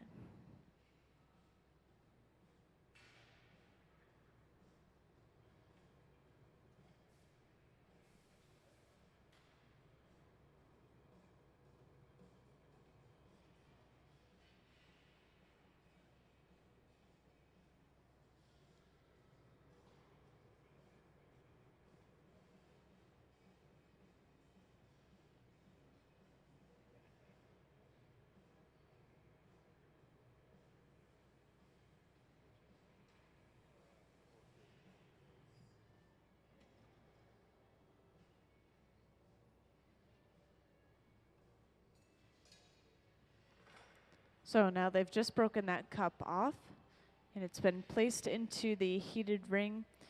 And then very quickly, Gabe comes over with that bubble and stuffs it right into the bottom of the cup.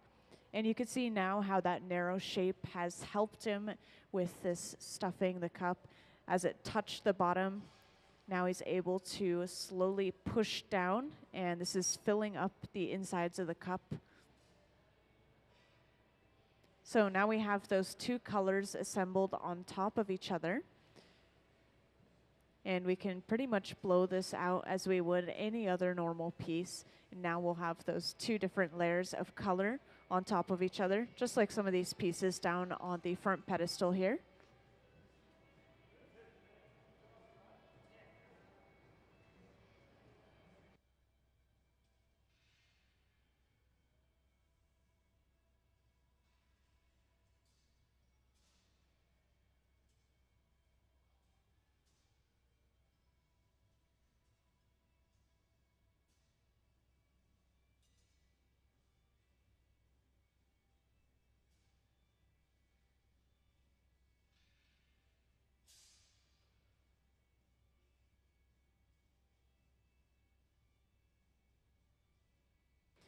And this large metal table here, this is called the Marver. And we have a few of them scattered throughout the hot shop, but this is our large one here at the center bench. And this can be used to shape the glass by rolling, or we can even use it to cool down certain areas of the glass that we want to blow out less. So when we cool the glass down, it becomes harder. We heat it up, it becomes softer. So we can use that sort of thinking to control which areas we want to blow out.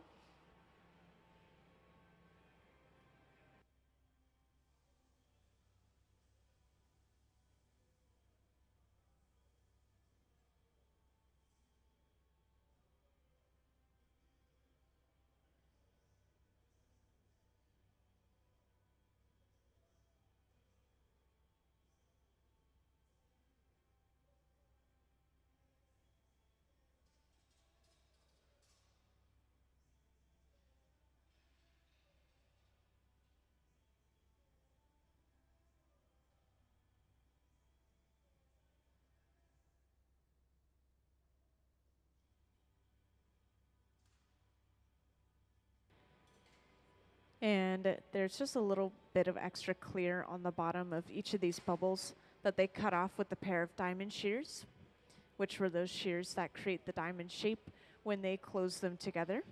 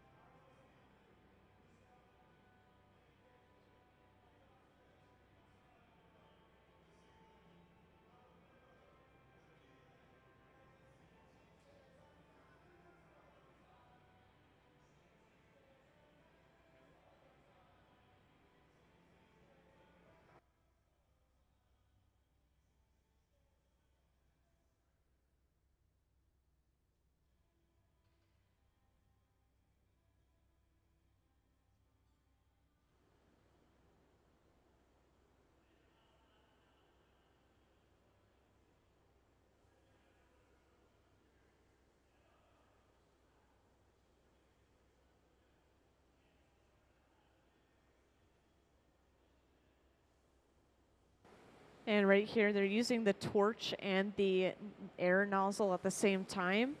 The air nozzle is cooling down the lower part of the bubble where we're going to have that thick bottom of glass.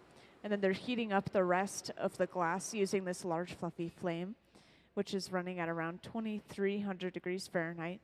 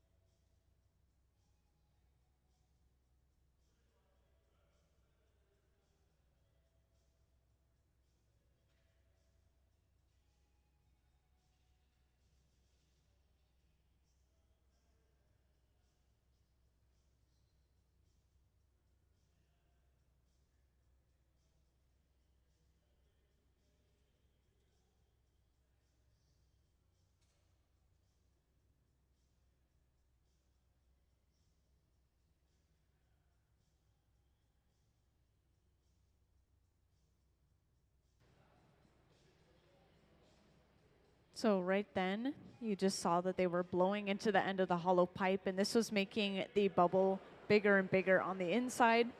And Gabe was kind of able to guide which way he wanted the bubble to blow out using that stack of newspapers.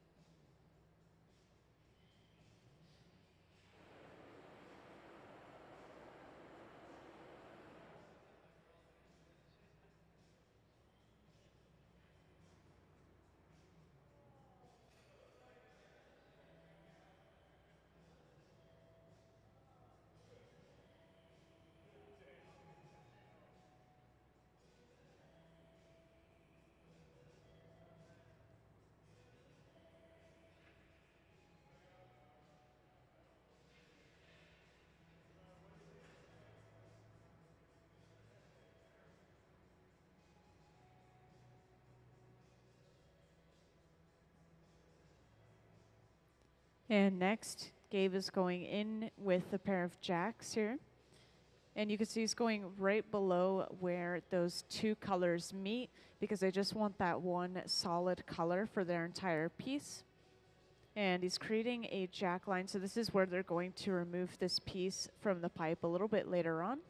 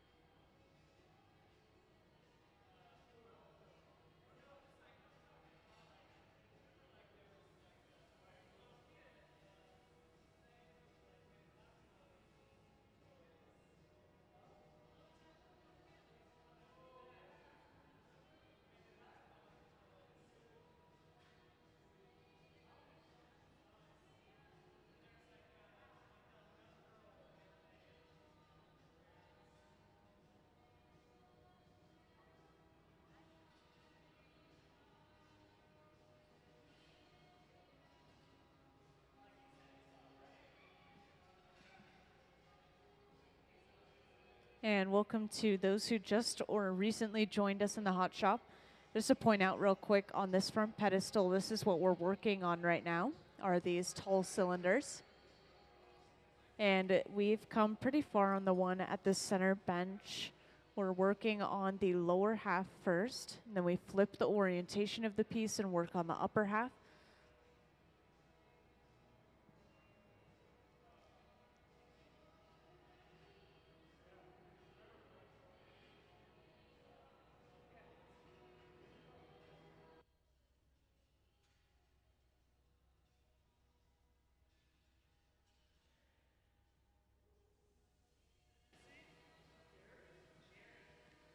And now you can see Gabe is going to use this large wooden board. This actually has stacks of wet newspaper on top of it, protecting that board just a little bit from burning. And they're going to use this to straighten and even the walls of this cylinder out. As you can see, this is applying an even pressure along the entire wall all at the same time. And this is how they're getting it super straight and even rather than using hand tools.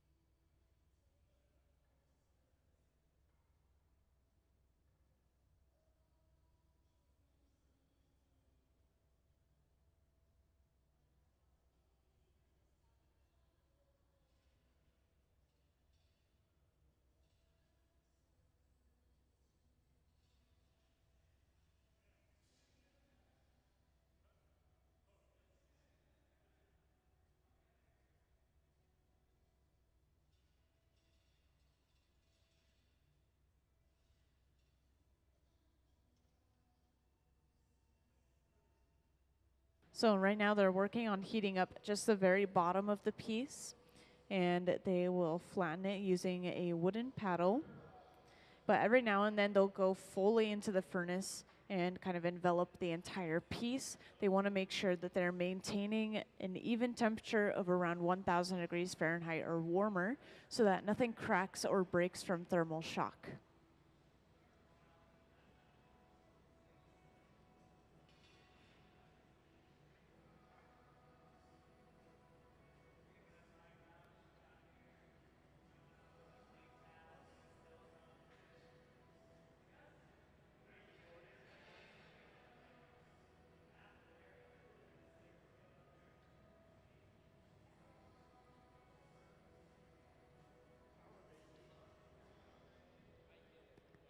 So now they're using that wooden paddle on the bottom. You'll notice they're also remaining on the side of the piece with that pair of jacks still.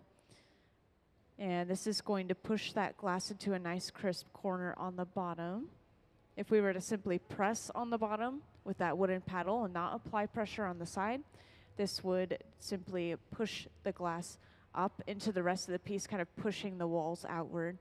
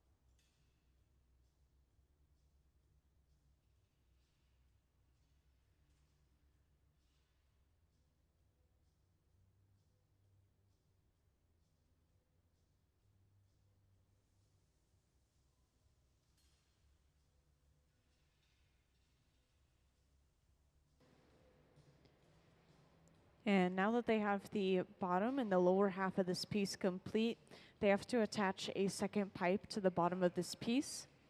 You may remember earlier with that color cup, they had to do that same thing, attaching a pipe to the bottom and then breaking it off of its original pipe. And the second pipe that they attach to a piece is called the punty.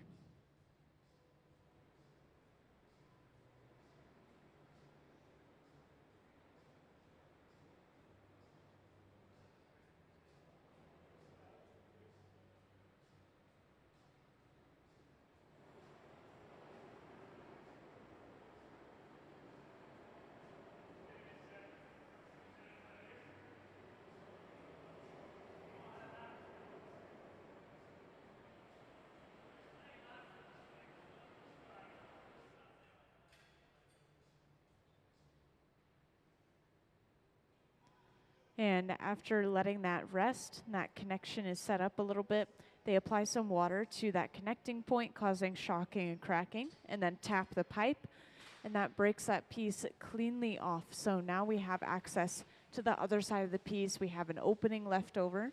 We can start to open that up and finish it off.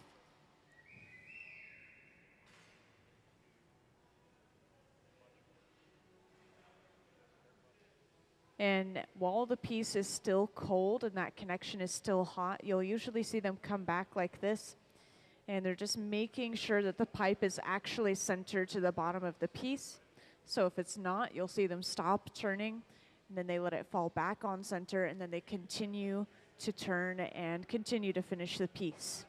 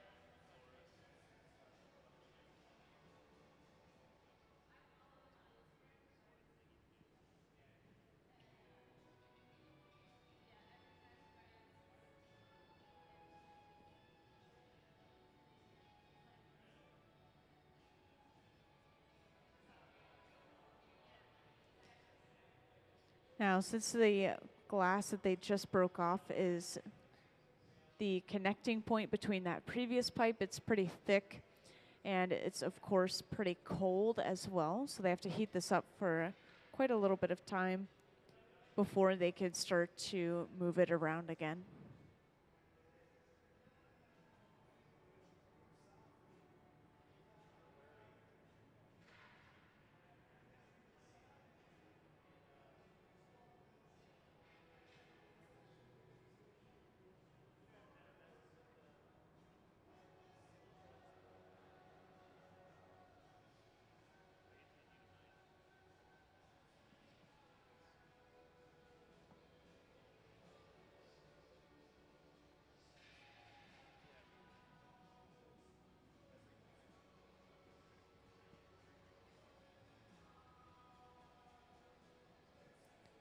And now after heating up the opening of this piece, Gabe goes in with a pair of jacks and he flares the opening out. And then he creates pretty much a disc shape out of that excess glass that he just flared out. Now that area of the glass was pretty thick and there's probably some imperfections in it. So he's going to use it as a handle. He's able to pull away from the rest of the piece a little bit and just get rid of all of that excess glass.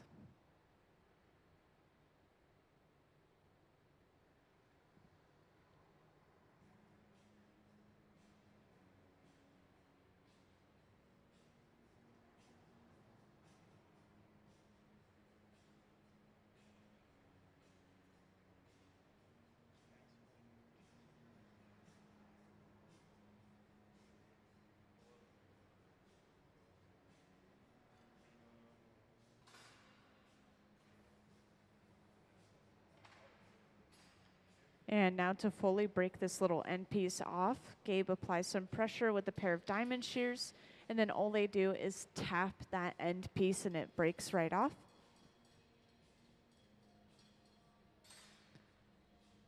So now they have to heat this again so they can open it up into those nice straight walls.